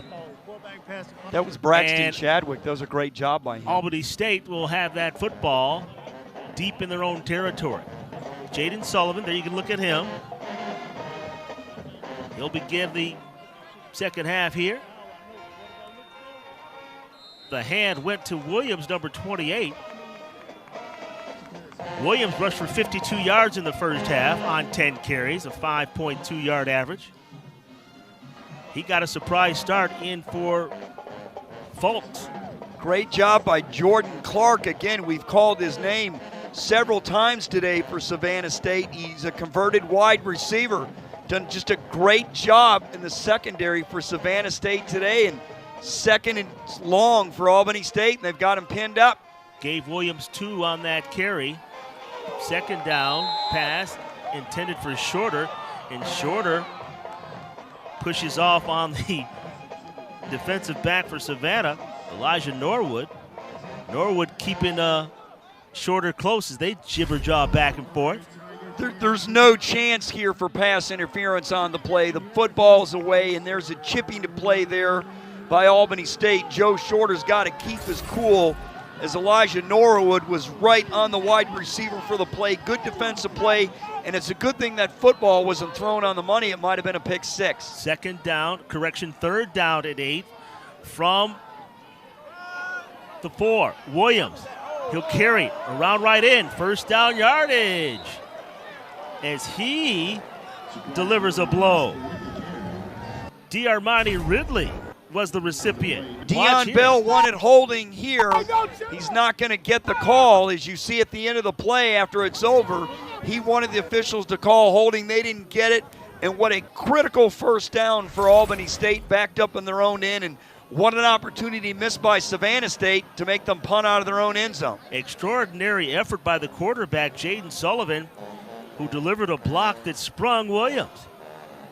That football is all the way up to the 17-yard line. 13 yards on that last carry. Sullivan eludes a man, scrambling right. He throws downfield, and it's connected with Shorter. And now Shorter has something to say to Hawkins, and they're going back and forth, jabberjawing. Dwayne, excellent play action pass here. Look at him roll out, get away from the rush, and find his man downfield, and a good gain for a first down. They're going to mark it at the 39-yard line. That's good enough for a first down. 22-yard pass play to Joe Shorter. There you can look at him. Averaging 28.5 yards per catch coming into this one. They hand to the up back, that's Williams.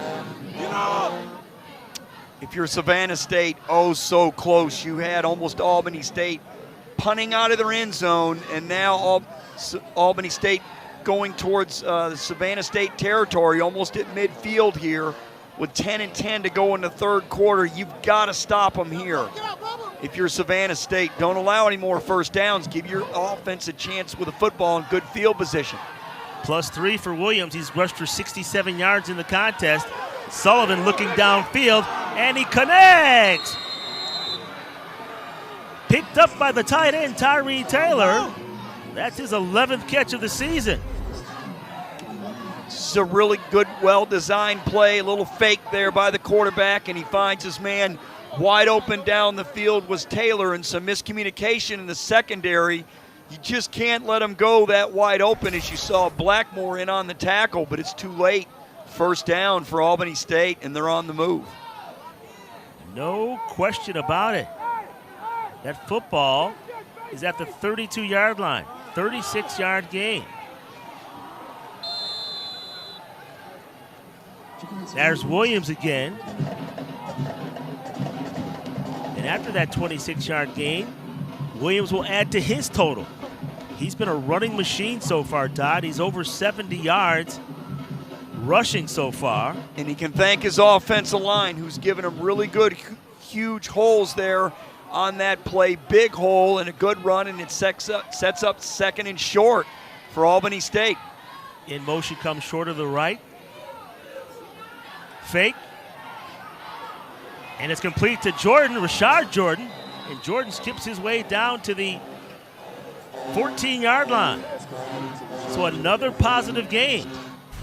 This is a nice looking play here, nice fake, and then just a pitch there to Josh Hill. He gets a really good block from Ralph Lovett on the play, and a first down for Albany State. And this is a series of almost for Savannah State. They almost had Albany State punt their own end zone. They almost held them on third down and not able to do it. 11 yards on that pass play. They'll hand to Williams, and Williams this time, he gets buckled over. Coming in from his down position, his linebacker's position. They got number 53 on that tackle, Nathaniel Chisholm. As Williams will check out of the ball game. It's critical if you're Savannah State here to state the obvious. You've got to hold them to a field goal to keep it a one-score game. 7 minutes and 44 seconds remaining in the third quarter. Albany State leading it 10-7. Sullivan waiting. Rashad Jordan is a little confused on the play, might be going to him. Play clock winding down. Here we go.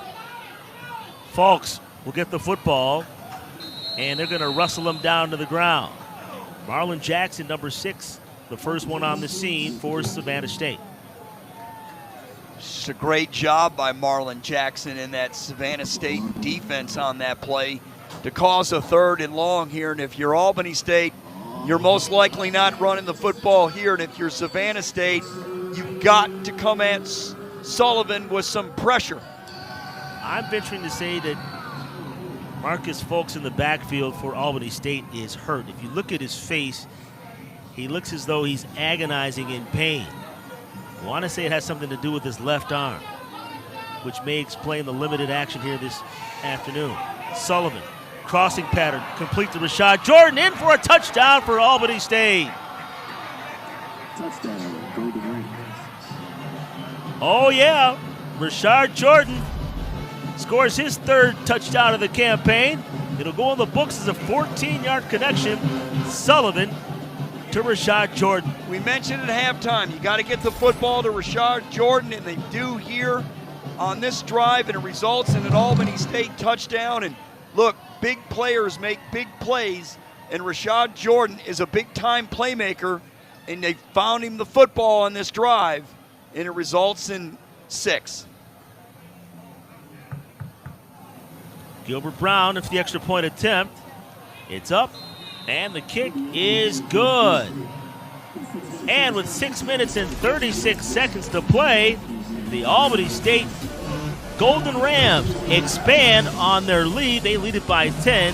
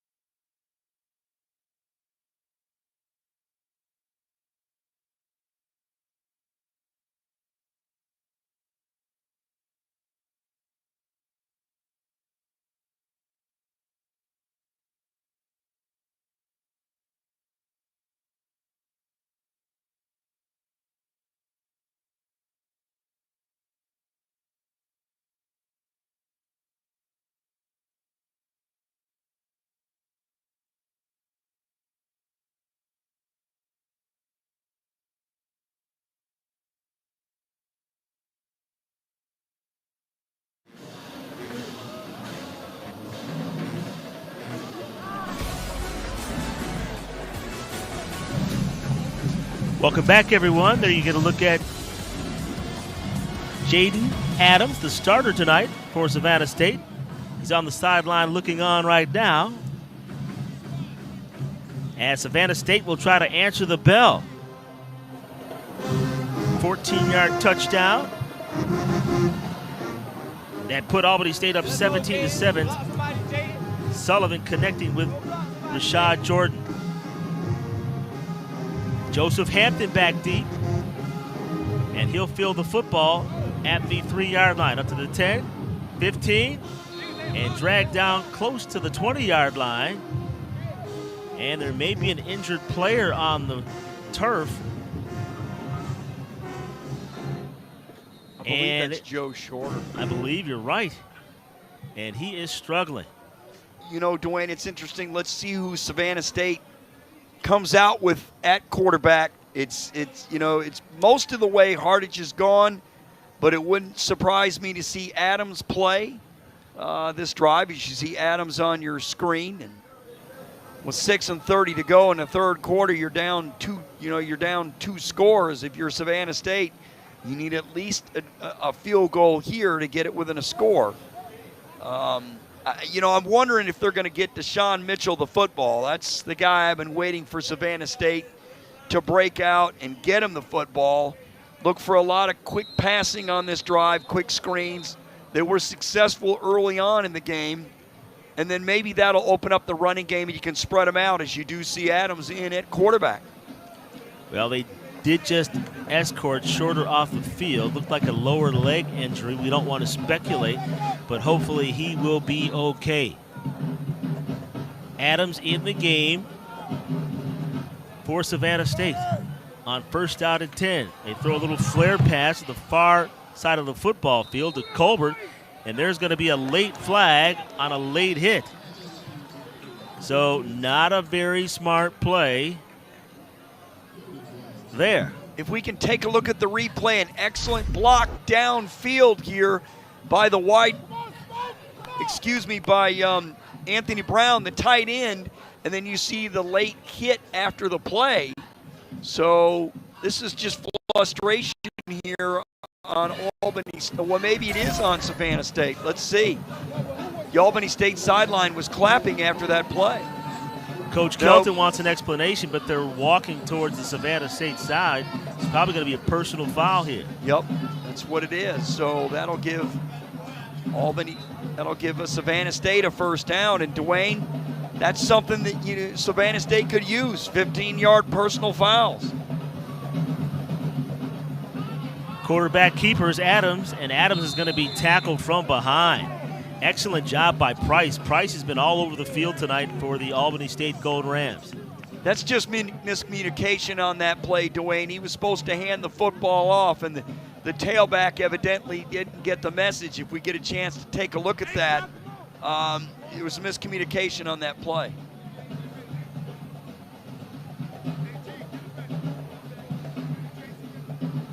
Adams in that first half, he completed 2 of 3 passes. And now he's in the shotgun all by his lonesome. He's scrambling. He throws sidearm, and it's going to be picked off.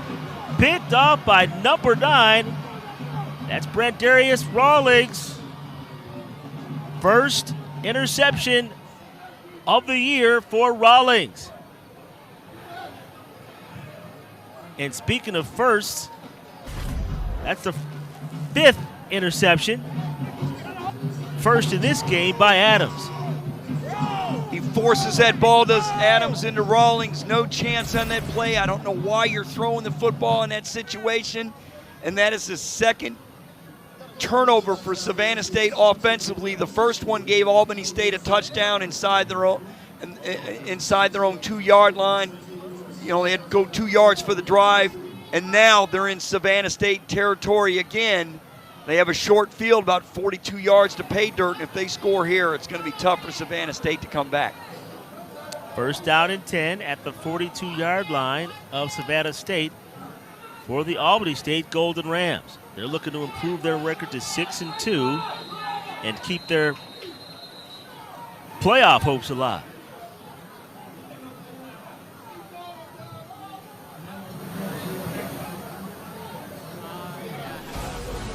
All right, there's an official's timeout. We're going to take this timeout too, with Albany State leading Savannah State by 10.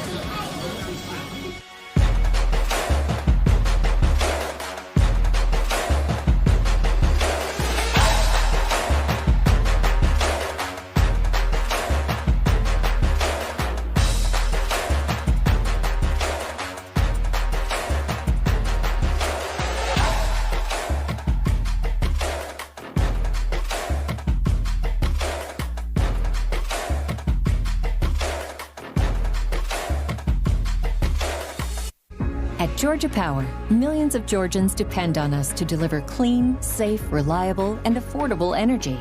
That's why we've invested nearly $10 billion to make the electric grid stronger and smarter, and to improve service and reduce outages. By deploying high-tech, self-healing networks, we can find problems quickly, reroute power, and keep Georgians connected. We're committed to making critical investments to meet our customers' needs today and for decades to come.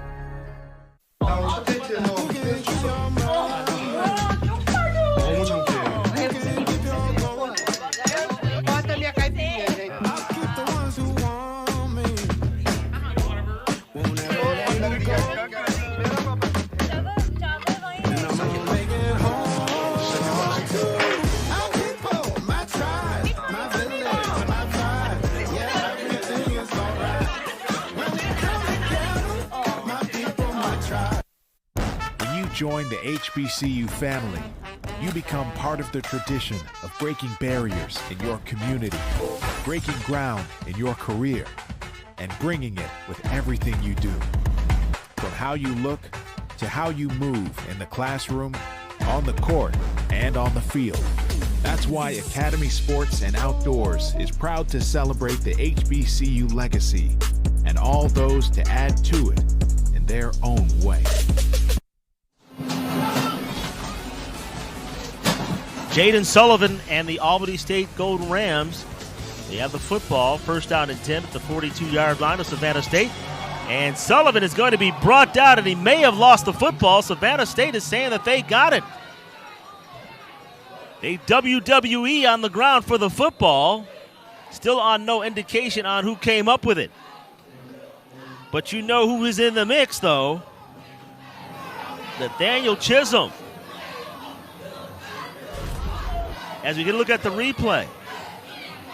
Great job. You see McKinley Newbill right in on the play for Savannah State, and we'll see who comes up with the football. We haven't seen the officials make a call whose football it is. I believe Sullivan does have it, though, and that is a sigh of relief if you're an Albany State fan, because McKinley Newbill almost got Albany State to turn it over. Add another sack to his ledger, came into the game with 4 as Williams tries the middle. Finds very little running room. Boy, McKinley Newbill, Dwayne, he has just been fantastic for Savannah State today. And look at him. He's got a motor to him. He's big, he's strong, he's agile, he's really quick, and he has a nose for the quarterback. 3rd and long for Albany State. The football at the Savannah State 48-yard line. Let's see what they whip up. Adam Hollyfield, the offensive coordinator for the Golden Rams. He'll throw it to the near flank to Thomas. Thomas makes a move, and he'll bang his way down to the 39-yard line. Not going to be enough for a first down. A couple of Savannah State players getting up rather slowly, including Elijah Norwood. Looking at his right arm. Dwayne, this is a big win for Savannah State's defense after they turned the football over on the interception. When Jaden Adams threw it last time, now they've forced Albany State to punt to keep this a 2-score game, and I'm impressed with the Tigers' D. It's blocked! It's blocked by Savannah State, and rushing the football is Jordan Clark, in for a touchdown. Wow, Dwayne, we have got ourselves a football game now. We've called Jordan Clark's name several times today. Special teams have been huge for Savannah State. They faked a punt, got a first down, and now they block a punt and get a touchdown. Watch this, he came in untouched, no chance, got a beautiful bounce right to him, and he said, "How do you do? I'll take it in for 6. And barring the extra point, we have a 3-point game. Wow. That's all I can say after that play. A couple of huge special teams plays so far today. And Savannah State takes advantage of this one. The extra point is up, and the kick is no good. So, let's see if that extra point comes back to haunt Savannah State as we get another look at the blocked punt. No chance for the punter. Just a beautiful play there by Jordan Clark. Got a friendly bounce and said, "See you later." Took it to the house. But unfortunately for Savannah State, they missed the extra point. Now they need a touchdown to take the lead. They could have tied the game with a field goal, and they can't tie the game with a field goal now. You know, the kicking game is so critical in football, and we just saw it there. No question about it. But how about that young man right there, really making his presence felt? Jordan Clark, has played a tremendous ball game so far. He's a sophomore from Richmond Hill, Georgia. And it's nice to see. This kid started at wide receiver, and you can see why he played wide receiver. He's got excellent hands. As the punt was blocked and he picked it up for a touchdown, but also he's got speed, and he's been really good at defensive back for the Tigers today. A huge difference maker. As we wait for this kickoff, Henry Tomei, just kind of wish they had made that extra point. See if it'll come back to haunt Savannah State. Rashad Jordan, there you see him, is waiting back near his goal line. He scored on a 14-yard pass reception a few series ago. I got a feeling, Dwayne, he's going to get the football this next drive. Fulks takes it at the 17. He's going to be wrestled down to the ground at about the 26-yard line. Uchenna Inoa on that special teams tackle for the Savannah State Tigers. Big series here if you're Albany State. You need at least 3 to get you a 7-point lead, but a touchdown, and it's a different story. But Rashad Jordan, to me, is the guy that's got to get the football. We mentioned it a couple times during the broadcast. He can take it away. He took it 90 yards on a bubble screen last week against Benedict. He's explosive, a really good football player, and it's time for him to get the football. Let's see how they play it. First down and 10 at the 27. Taylor comes in, uses a decoy. Thomas trying the left side, but they're going to corral him. And this Savannah State Tigers football team, they are pumped up. Speaking of pumped up, look at McKinley Newell. He's pumped up. He's leading the charge on that defensive line, and he just ate up the ball carrier there. No chance.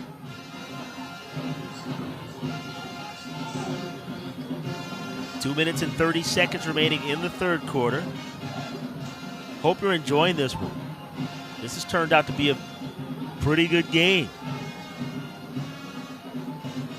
If you like defense and special teams, we've got it for you. Second down and 8. Again, Thomas trying the left side again. He's going to be tackled at the shoelaces. Moving in on that play, Josh Dorsonville. First time we've called his name tonight.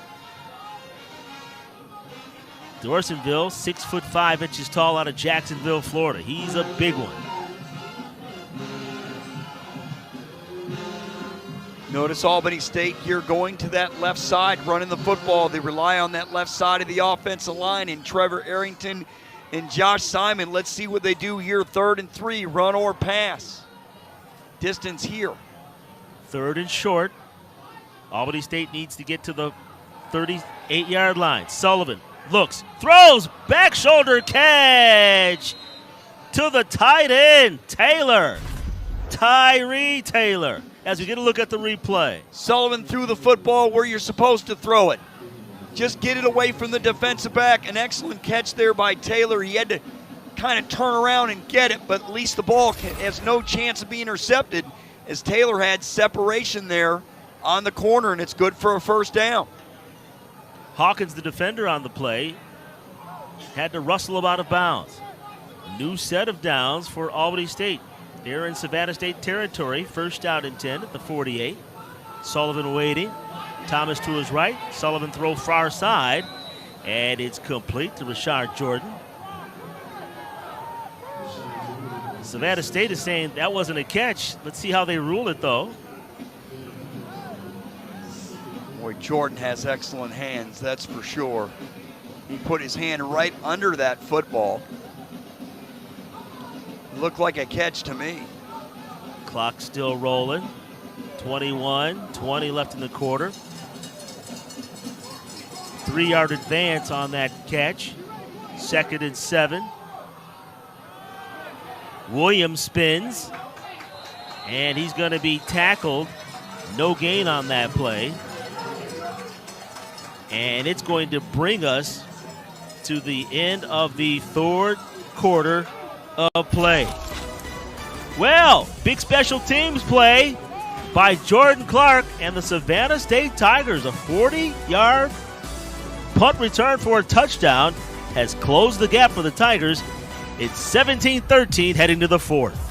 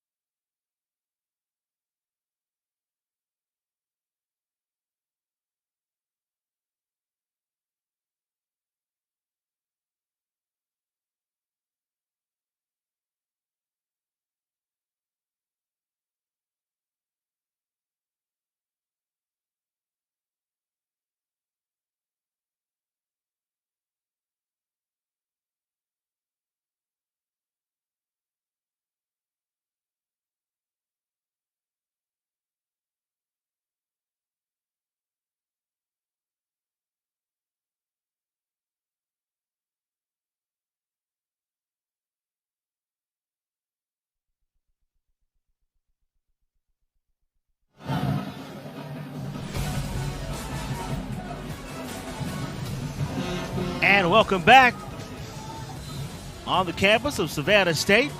A festive atmosphere as you can look at the fraternities and sororities. Zeta Phi Beta. Those lovely ladies there. 3rd down and 7 for Albany State. And Sullivan overshoots Ralph Lovett III, streaking down the near side of the football field. It brings forth a 4th down and 7. The defensive line for Savannah State made that play and made Sullivan rush that football downfield to Lovett. No chance on that play as it was thrown out of bounds, and now we've got 4th down. And again, Savannah State's defense has done its job, forcing Albany State to punt, and the last time they punted it, it was blocked and taken the house by Jordan Clark. Brown will attempt to punt the football again. And it's going to take a Albany State bounce and be down at the 5-yard line. Well, let's see how the Tigers respond. They could take the lead perhaps. This next drive, we'll be right back.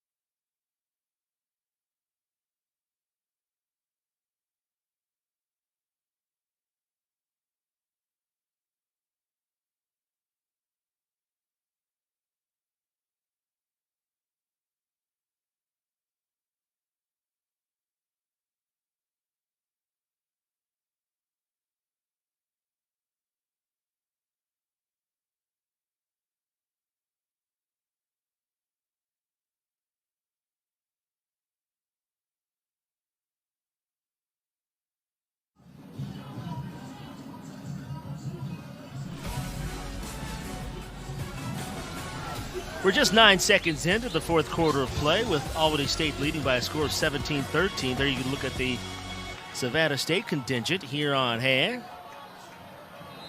They're being treated to a fantastic game. Jaden Adams, he's the quarterback, and he'll run with the football. Malik Barnes came from behind and chased him down after a minimal gain. Maybe two. They thought for a second maybe Adams got hurt. We might see JT Hardage come into the game here. Let's see, right on cue, here he comes. JT Hardage, so far in the game, 9 of 13 passing for 115 yards and a touchdown. He's also been sacked a couple of times. 2nd down and 8. Let's see what Savannah State comes with. Their offensive coordinator is John Roberts.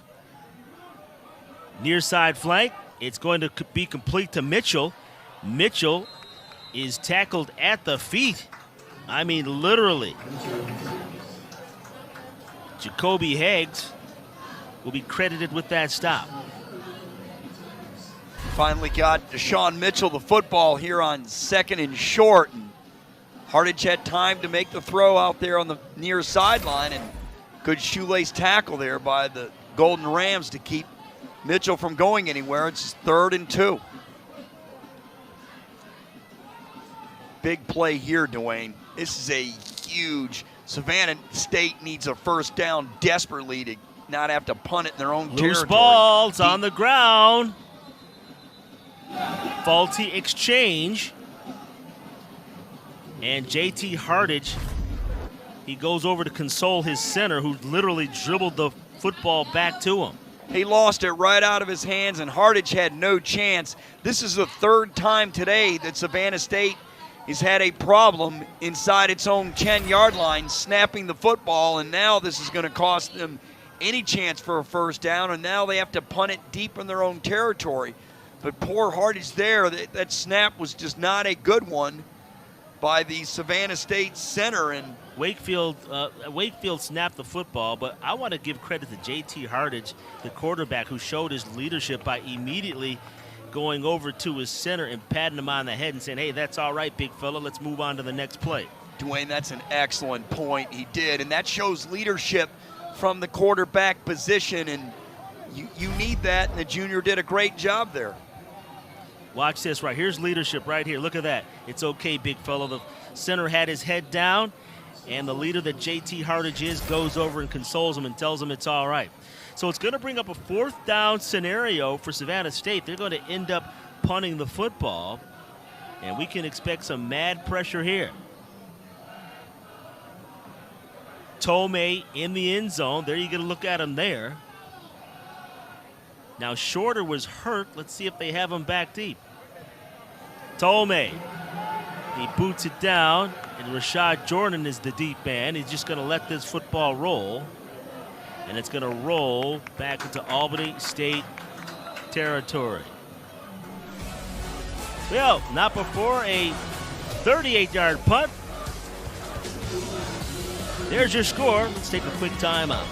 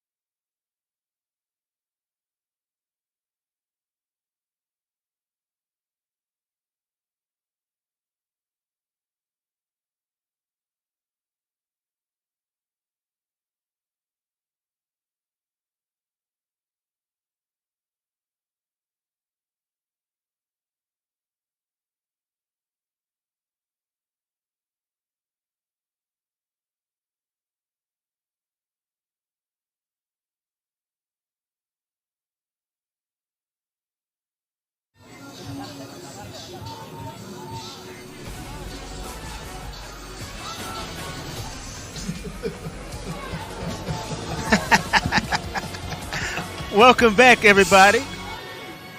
Dan the man in the football plan. You're going to look at the Savannah State Tigers helmet and the point of that football. The football is pointing in the direction of Albany State now. They have it. 1st and 10 at their own 48. Sullivan, play action, throws to the near flat to the tight end, Christian. And Christian will bull his way up to across the 44-yard line. And he's saying 1st down. See Christian Grant here. Nice catch, secured the football, turned upfield, and drove into his man and drove into Trevor Burton there for Savannah State. Tavari Burton, and a good 7-yard gain for the Golden Rams. Tavari Burton is a freshman starter on this Savannah State team. 3 yards on that last play. 2nd and 3. Williams is chased from behind, and he's taken down by right on cue, that freshman, Tavari Burton, making his presence felt. It's going to be 3rd and short. Big tackle there. Big play by Bruton. Not allow the ball carrier Williams to get the 1st down. And you want to come up with a big defensive play here for Savannah State. You're going to need 2 more here, because if it's 4th and short, I have a feeling Albany State's going to go for it. Bruton, one of the team leaders in tackles. He came in with a total of 40. 21 unassisted, 19 assisted. And he's made tackles on the last consecutive plays. And now Coach Gabe wants to take a timeout. And why don't we take this timeout too with the Albany State Golden Rams with a 4-point bulge.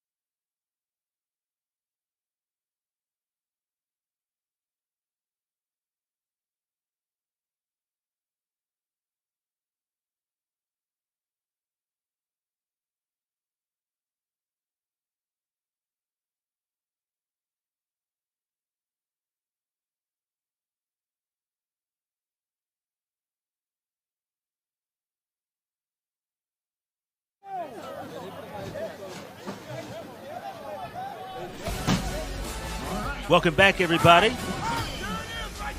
Today's game is brought to you by Georgia Power. Albany State in front 17-13. There you're going to look at Coach G, Coach Gardenia. Last time this year, Savannah State had a 6-game win streak snapped by Albany State 30-0. And it was the first time the Tigers were held scoreless in a ball game since September 8th of 2018 when Miami shut them out 77-0. They've come away since last year. Coach Quinn left. Enter Aaron Kelton. And Coach Kelton, Todd, said the biggest thing about coming into the situation was developing his offensive line. It's the hardest to develop, and they've faced some tough defensive fronts like here tonight. There's no question about it. Williams breaking away around the right side and down to the 16-yard line. So Williams, with that carry, I believe, has gone over 100 yards. Hey, you talking to me? We'll check the book. Dwayne, that offensive line for Albany State is really asserting itself here on this drive. Now they're trying the right side of that offensive line, and just a fantastic job also by Williams, who broke an initial tackle on that run, and that run gives them a first down, and the clock's moving, and they're deep in Savannah State territory. 20-yard run puts him at 114 tonight on 20 carries. 1st and 10 for Albany State. They'll give it to Williams again, the workhorse up the middle down to the 3-yard line. Stopped by Newbill, but not before another sizable gain by Jaquez Williams, making his people proud. The line of Pringle, Arrington, Hayes, Gordon, and Simon. Thank them all for Albany State there. They are dominating up front. The big uglies are having their way right now, and they're close to pay dirt. There you can look at McKinley Newbill yelling out instructions for this defense. They're a stingy one. They rank 2nd in the SIAC, but 1st and goal at the 4. Williams will carry a gain. This time he's going to be met and stacked up by a host of Savannah State Tiger players. led by Marion Jackson. Good job by Jackson to hold on to that ball carrier for his friends to get there as he held on to Williams. And second down, and for Savannah State, you've got to dig deep here and hold them to a field goal, because if you do, you can tie it with a touchdown. Marlon Jackson, there you took a look at him, the grimace on his face. This is that time of year where players are playing with injuries, knickknacks and paddywhacks. Second and goal from the 4-yard line. Sullivan waiting. He'll get the snap. We'll give it to Williams again. He tries the outside, but he's going to be taken down by the shoestrings as Walter Nelson comes up from his corner position to make a tackle. First time we called Walter Nelson's name today, and what a tackle in the backfield. The 6-foot, 200-pound sophomore from Hinesville, Georgia, transfer from Glenville State College, and also Gwen Park High School. So the kid made a big play here, and let's see if the Tigers can hold him here. That'll go in the books as a tackle for loss. Albany State 21 of 28 in the red zone so far this season. That's a 75% clip. Third down and goal. Crossing pattern. Rashad Jordan, touchdown! Albany State Golden Rams. Termani Ridley didn't turn around, Dwayne, and we said it. Rashad Jordan, they got to get the football to him. They found him for 2 touchdowns today, and that'll give them a 2-score lead. And you got to turn around if you're the defender here to look for the football. It was thrown to the backside, so no chance for an interception. But if you can turn around, you can potentially knock it down. And now Albany State has a 10-point lead, and that guy, Rashad Jordan, made another big play. He had 2 touchdowns coming into this one. Add another 2 for tonight. He's got 4 on the season. The extra point is on the way, and the extra point is no good. So each one of these kickers missing extra point attempts. Nonetheless, you'll get a look at that 5-yard touchdown pass to Rashad Jordan that puts his squad up by 10.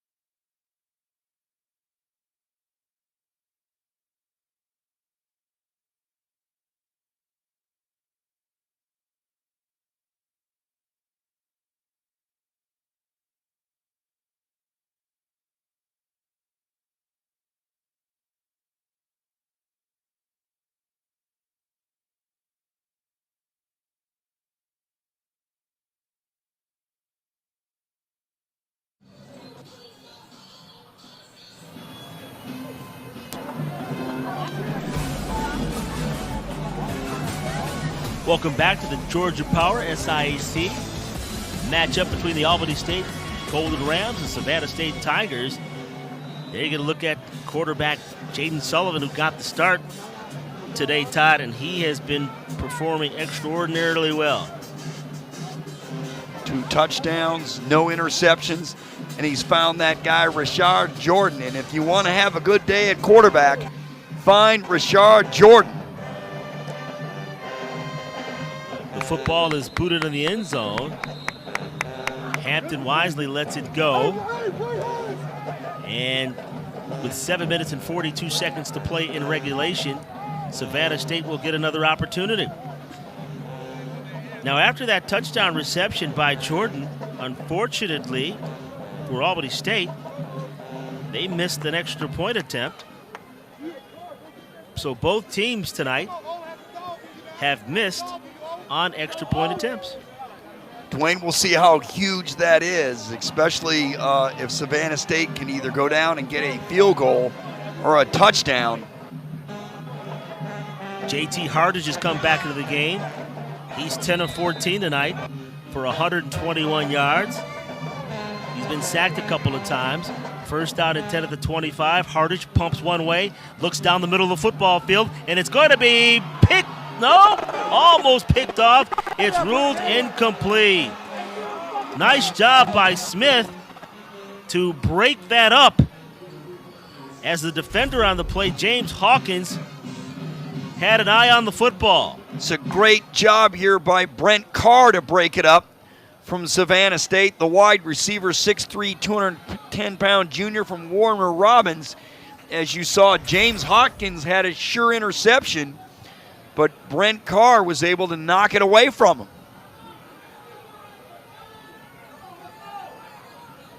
Trip wide receivers near side of the football field. On 2nd and 10, it's complete to Deshaun Mitchell. Mitchell tries to elude a man before finally being dumped. Doing some talking and some jawing along that sideline. Jacoby Higgs had a little something to say as Trey Bishop jaunts off the football field. But they've marked it at the 40-yard line, so that's going to be a 14-yard pass play. They're going to mark it at the 39. There's a loose ball, and JT Hardage has to scramble for it. Doesn't look like he was ready for it. Some miscommunication here. Yes, you see, Dwayne, excellent point. He wasn't even looking at the center when the ball was snapped. He was fortunate to be able to come up with the football. It was Hardage, and Johnny on the spot there for Albany State was Jalen Pugh, and if he would have came up with a football, it would have been all she wrote for the Tigers.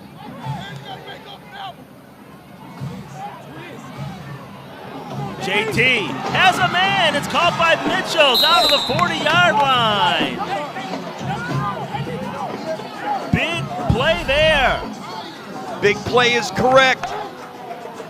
Hardage found him, found Mitchell streaking along the near sideline. Nice catch and way to hang on to the football as James Hawkins was late on the play, and 6 minutes left, plenty of time for Savannah State. 23-yard pass play. First down and 10 for Savannah State in the Albany State 38-yard line, and now we have a timeout by the Tigers. 5:58 to play. Well, well, well. Here you're going to look at Deshaun Mitchell. Came in with 28 receptions on the year as he gives out the peace sign. Well, I'll tell you what, he better find himself in the end zone, and the Tigers in the end zone soon. Each second is precious here for Savannah State. They have 2 timeouts left. Show Albany State with 1. As you look at the scores around the SIAC today, we've got a showdown at the OK Corral next week at Kentucky State, as Tuskegee and Kentucky State, with their victories today, will play for the Western Division Championship, and the winner will go to the SIAC Championship game, potentially against Benedict, as they beat Morehouse today.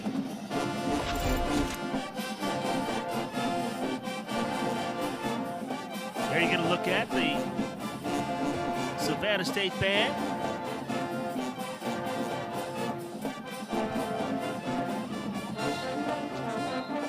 You're Savannah State here. You want to score, obviously, as quick as you can and not use any more of your timeouts, because you're going to need those timeouts to call on defense to get the football back. As you see now, Jaden Adams comes in at quarterback. That was the Savannah State powerhouse of the South Marching Band you heard in your background. They had a spectacular performance at halftime. Want to give them a little bit of love. First down and 10, new set of downs for Savannah State at the 38-yard line of Albany State. Julian Roberts comes out of the field. And now we're ready to go. In motion now, they're going to call a flag down. A little trickery ain't going to work, as Malik Barnes is going to snuff that play out. And it's going to be offsides. What a play by Malik Barnes to smell that play out. We're going to find out what the penalty is momentarily. But Malik Barnes smelled that play out as Savannah State in a bag of tricks. It is offsides against Albany State, Dwayne, so how about that? So Savannah State's going to get 5 yards. Let's see who's offsides. Yes, it was Barnes. He got quite a head start on the play, coming over from his linebacker position on the blitz, and he's going to exit the ball game as Coach G is having a conversation with him, and he actually slaps him on the hands in support of him. I got to tell you, Coach Gabe is a big fan of Malik Barnes. He is. Helped him out during the course of the semester with his schoolwork. They got a story to add on after this play. It's thrown, and it's going to be caught, but there's a flag down. It's going to be offensive pass interference, Dwayne. There's no question about it. Brent Carr, the receiver for Savannah State, pushed off the defender, and this is going to come back.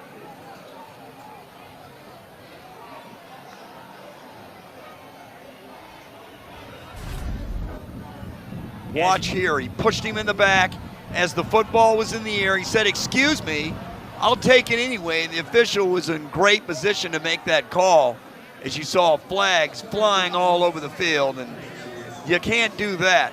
Well, at least not in front of the official anyway. You can do it and maybe get away with it potentially at times, but there's no question there. He was the guilty party. Brian Helpich, the referee, will make the call. And so far, both of these teams have been penalized 4 times. Albany State 4 for 35 yards. Savannah State 4 for 25 yards. So it'll bring up a long situation. Poole tries the right side. He's chased down by Pierre. Every time he sees Shamarcus Poole run the football, I'm really impressed. Not a big kid at all, but very elusive and very quick. Second down and 14. Hardage in the pocket, has to move. Now he'll shuffle it ahead, and that will go in the books as a completion to Poole. It's a heads-up play there by Hardage. He was about ready to get tackled. He did a shovel pass to Poole, and at least some positive yardage on the play, as now it's 3rd down and a must conversion for the Tigers, and it's makeable. Football is marked at the 38-yard line. 3rd down and long. The pass down the left sideline, and it is going to be, let's see what they rule it. Both players are wrestling after the football, and they're going to say it's a reception. Deshaun Mitchell comes up with the grab. He just wanted it more, Dwayne. He said, "No, I want it more than you." Deshaun Mitchell, as he went up against Jacoby Heggs, and he won the battle, and it was a huge battle. You know, all the little battles all add up to the big battle, and now Savannah State has the football inside the Albany State 5. 36-yard pass play, quarterback option. Hardage is going to step into the end zone untouched. Well, there you have it. Savannah State They carve into that lead of Albany State. Let's see if they kick the extra point here. Great job by Hardage on the fake, and he waltzes into the end zone. But what set up the entire drive was the Deshaun Mitchell big catch as he wrestled the football away from Jacoby Heggs, which set it all up. Big play there. Now if they make the extra point, we've got a 3-point game. Tomei in for the extra point. He missed the last one. Let's see if he converts this time. There's a snap, the hold, the kick is on its way. There's a flag up. Flag's out, excuse me. So let's see what the call is here. Boy, this is a crucial call here. He either moves the ball half to the distance and they do it again, or they're going to move it back 5 yards. Delay a game against Albany State, Dwayne, do you believe it? They may not have gotten their substitutes out there in a timely fashion. My goodness, I'm Albany State. I do not go for 2 here. I mean, you could. You've got the ball half the distance. You could do it. I would. I would kick it and get it within 3 and don't chase points. There's still 4 and 9 to play in the 4th. All right, so Tomei will kick the football. Here's the hole. The kick is up, and the kick is good. And with 4 minutes and 9 seconds to play, Savannah State cuts into that Albany State lead thanks to this 36-yard setup pass to Deshaun Mitchell.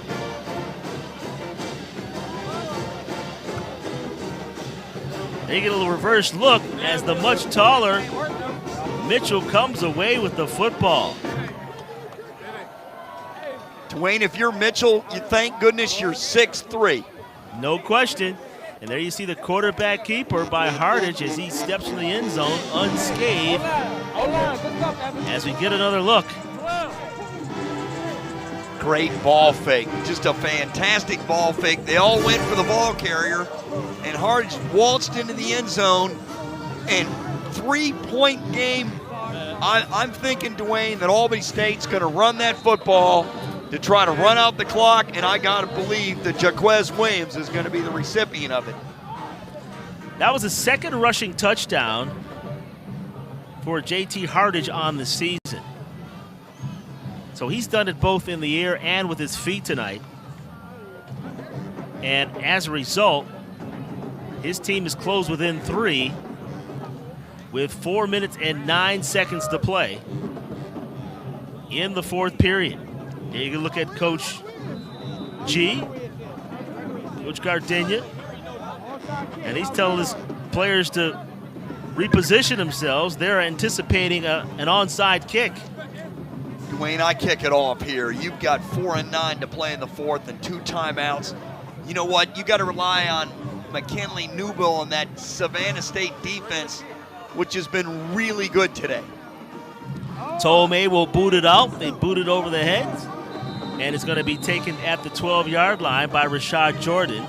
And that's where the Albany State Golden Rams will take over the football with 4:09 to play. Did he make a fair catch?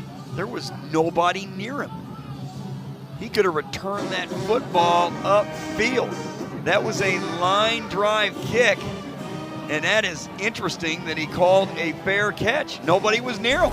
Let's watch this. I think the goal was just to possess the football. He did, but I believe the goal was just to possess the football. My goodness, now the ball's on the 12. You're Savannah State. You're like, all right, now we've got him pinned deep. We hold him 3 and out here. We can win the football game. 23-20 the score. Albany State, let's see if they can respond. They have a 1st down and 10 at the 25-yard line. After the fair catch, here comes Williams near a 1st down. Temporarily lost the football, but he did get up to the 34. So let's give him 9 yards on the carry.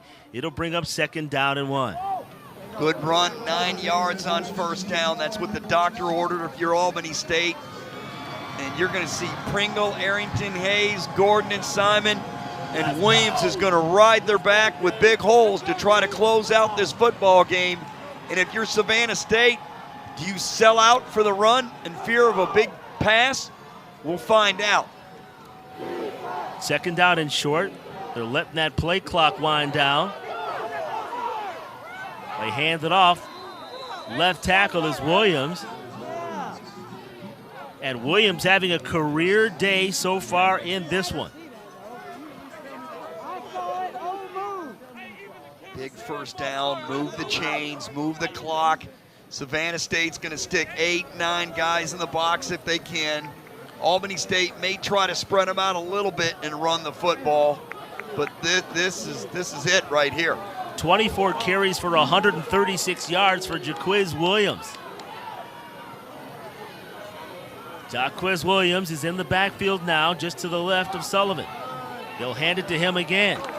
He tries the middle of the line. This time he's stacked up. Newble in on the tackle. You're Savannah State. You've got to use your timeouts here. You've got to use them. You've got to stop the clock now. Give your offense as much time with the football if you can get it back. You can't let the clock roll here. Now I thought Coach Kelton was indicating a timeout, but no, they're going to let the clock roll. You got 2 left. Do it! This is a gift for Albany State. They'll let that play clock run down to 1 second before they snap the football. 2nd and 9 after the 1-yard pickup. Sullivan waiting. Now he'll get it. Now he'll play action. He'll dump it off to Thomas. Thomas wisely stays in bounds. Newbill will bring him down. Let's see if they call timeout. Clock's still ticking. Not sure why they're not calling timeout. They do finally. With 2 minutes to play, they finally call timeout. They let about 40 to 50 seconds off the clock, Dwayne. I don't know why you do it, but now they have 1 left with 2 minutes to play. If you hold them here, you're going to get the football back with time to play. But you let precious seconds go off the clock. 2 minutes to play. 23-20, Albany State over Savannah State. What a game. Both of these teams jockeying to stay in contention for an SIAC East title. And keep in mind, despite the conference records, you want to pay attention to the division records. And nothing is conclusive at this time, with more football left to play. You're Albany State here. You're in the huddle saying, hang on to the football and stay in bounds. Of course, you get a first down here, the game is over because they took a timeout. It should only be 1 timeout remaining for Savannah State. They had 2 before they took that last one. So you get a first down here, Albany State, it's over. 3rd down and 6. Taylor comes in motion, then reverse pivots back. He'll set up to the right of Sullivan.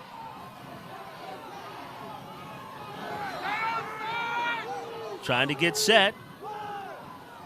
Here they go.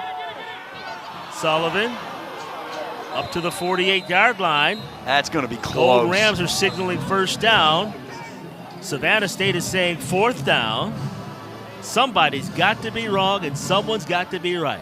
Well, I'll tell you what, Dwayne, I love the second ever by Jaquiz Williams there on that run. This is going to be just shy. He's short. He's short by a half yard, and you're Albany State here. You've got a punt. Look at the second effort here, though. I mean, good move initially, good cut, still on his feet, twirling to get as much as he can. Spins and turns and comes oh so close. But you're Albany State, you've got to punt the football. It's 4th and less than a yard. You go for it and don't get it. Savannah State has less than half the field to go with 1:53 to play. And of course, they probably used their last time out here, so they won't have any left. That's why you have a stoppage of play unless they're going to measure for it. But you're Albany State, you got to punt it away. And you know what? If you're Savannah State, you've already blocked 1 punt today. I'm going for it here. I mean, you might as well. I mean, if they get it off, you're not going to have great field position unless you cause him to shank it. That's why I would pressure him here, sorry. Coach Kelton for the Savannah State Tigers, he's yelling to his defensive players, watch out for the hard count. That's an excellent point, Dwayne. Don't get drawn offside. You're correct. As we just heard, listen up. You got to go block it, too. You got to block it. Hey, man, you got to win your gap, Bubba. Win your gap. Win your gap. Hey, stay on side. They're punting it. They're punting. Hey, punt return. You're going to look inside the huddle, the sideline. Coach Kelton, he wants punt return. Look at the old sly guy, Coach G, playing a little cat and mouse over there. 4th down and 1 at the 48. Brown gets it away. And it's going to be taken at the 10-yard line, but he was already down. And that's where they're going to mark him. Great job, Dwayne, by Albany State to get the punt off, and good job protecting the punter, getting that punt off. And it was an excellent punt. Now Savannah State has 90 yards to go with 1:43 to play. I'm not sure they have any timeouts left. They're showing one left, but I thought they called timeout to stop the clock for the 4th down play. 42-yard punt by Brown, and Adams is strapping up number 9. I'm sure JT Hardage will be ready as well. Look at Adams telling everybody to calm down. According to the scoreboard, it's showing one timeout left for Savannah State. And if that's true, let's see how they utilize it. Plenty of time with a 1:43, although they have to go, I'll say they'll have to get to about the 30-yard line of Albany State. So you're looking at about 50 yards of coverage right now to get into field goal range. I'm not a betting man, but if I'm going to bet here, Deshaun Mitchell's going to get the football. He's been winning battles here in the 4th quarter. Make that 60 yards to get the football down to the 30. Hardage has it. He looks left. He's under pursuit. He's going to keep the football up to the 20 and ran out of bounds at the 22. So 12 yards to match his jersey number by JT Hardage. He's done it with his feet. He scored a touchdown, and he's done it through the air with a couple. Smart play to get out of bounds there. You stop the clock with 1:35 to play. Got a first down. You can win it if you're Savannah State. Don't think about the field goal. Hardage under pursuit. Malik Barnes has him tackled for a quarterback sack. Malik Barnes, 5.5 sacks now on the season to go along with 12.5 tackles for loss. Coach Gardenia calls him a hitting machine, and he was not a hitting machine there, but he was a tackling machine, a big sack. Loss of 4. 2nd and 14. Near sideline, they try for the big fella, and there's going to be a flag down. Deshaun Mitchell taking a page out of the old school book. Look, reminded me of Harold Carmichael. That's a good, you know what? Harold Carmichael for the Eagles wore number 17, Dwayne. I believe the penalty is going to be on Jared Turner as you see the officials discuss it. But I tell you what, they forced that football into him. But, you know, if you look at Mitchell, he's kind of built a little bit like Harold Carmichael back in the day. Damarian Colbert is the injured Savannah State Tiger down on the football field. They're seeing about him right now, and now he's going to run off the football field. He's encouraging his team to let's go. What is the penalty here? That's what I want to know. It's got to be against Albany State, but we still haven't had any indication yet. Well, they are going to work it out. Brian Hilpich, there you get a look at him, the white hat.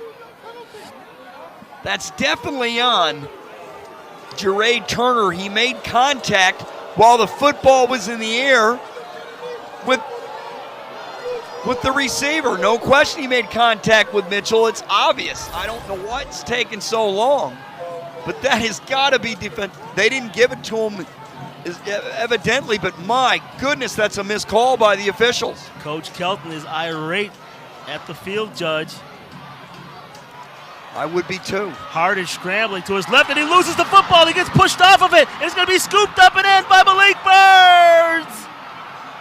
Are they going to rule it a touchdown? Let's see if some hands go up. Let's see the ruling. And the official is down. So in that melee, one of our officials is down. So that will take precedence over anything right now.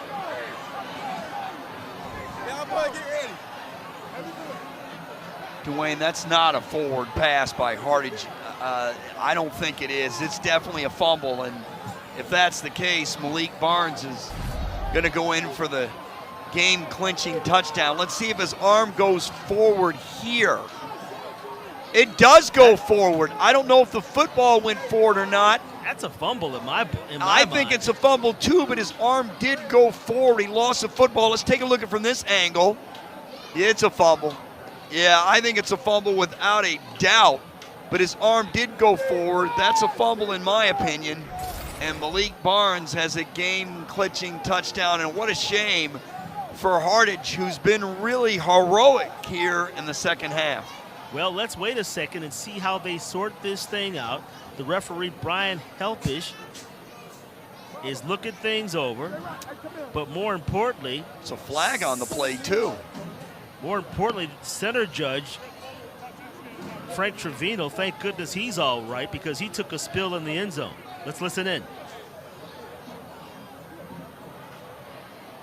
Is a flag for celebrating?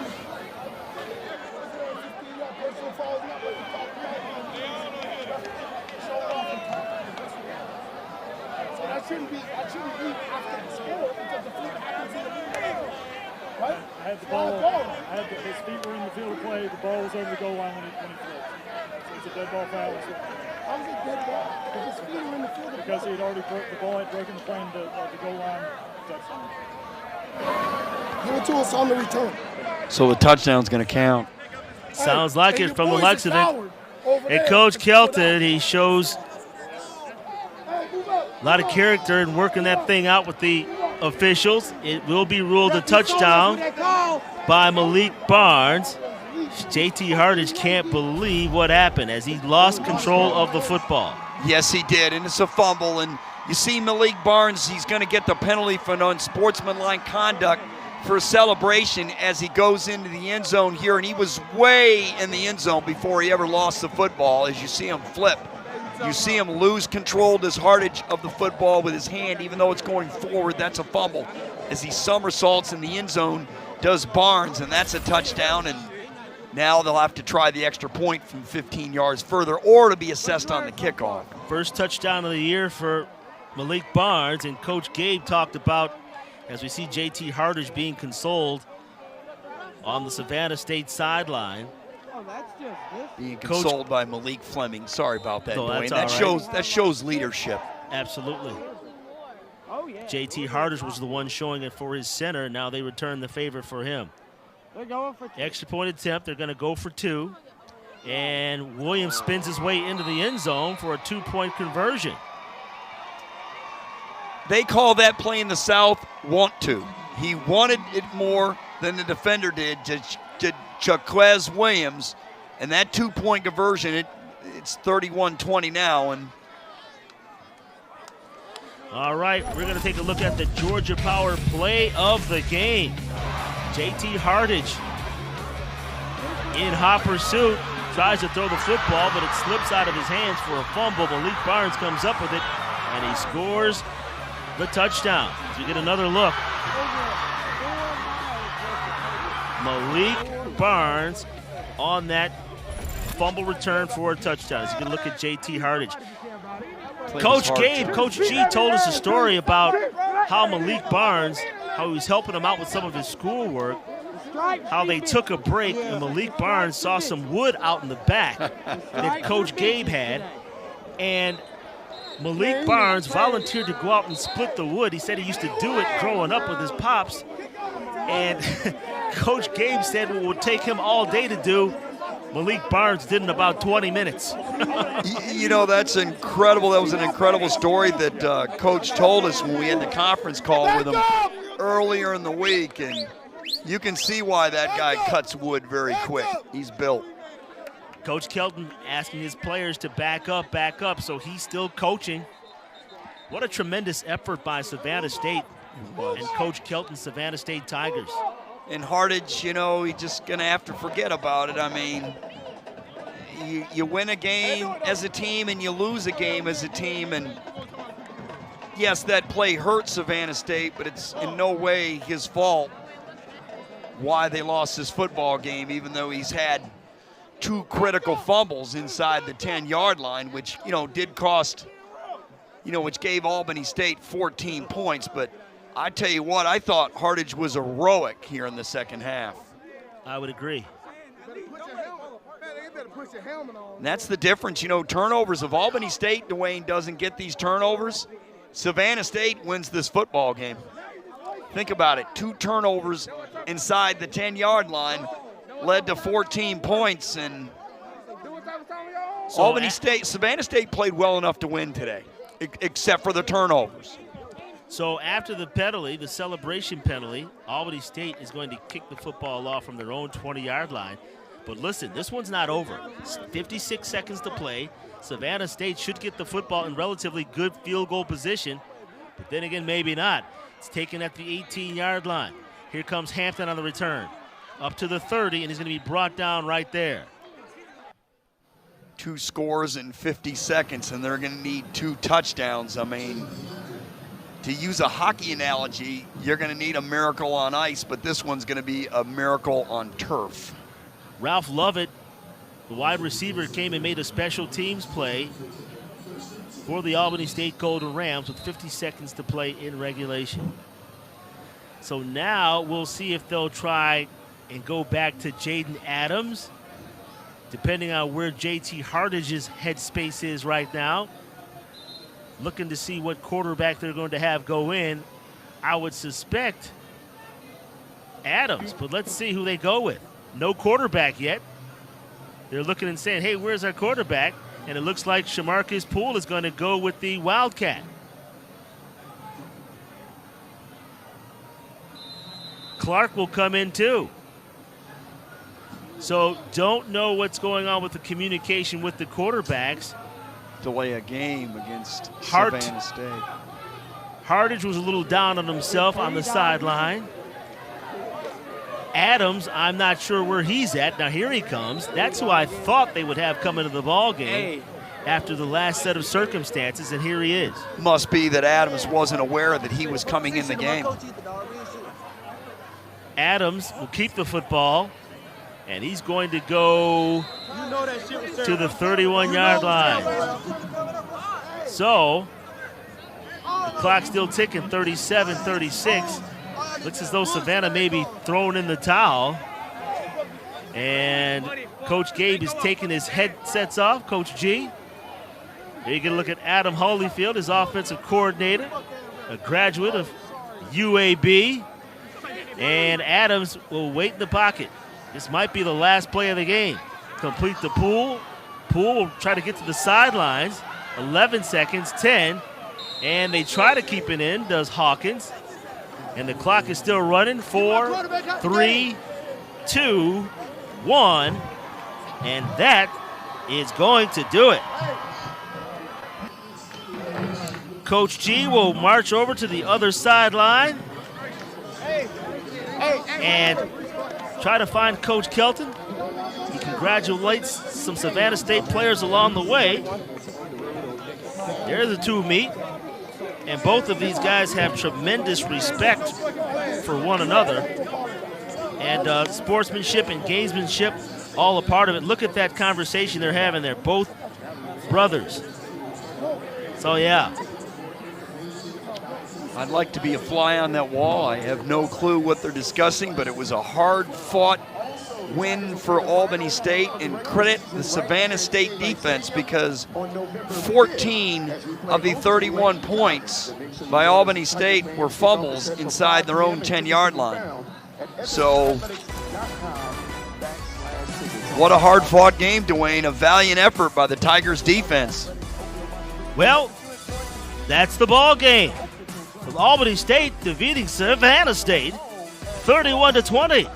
You've been watching Southern Intercollegiate Athletic Conference football on ESPN+. So for Todd Quarter and our entire production crew, I'm Dwayne Walker saying goodbye from Savannah, Georgia with the final score, Albany State 31, Savannah State 20. All games airing on the ESPN networks are streaming live and are archived on the ESPN app. This has been a presentation of ESPN.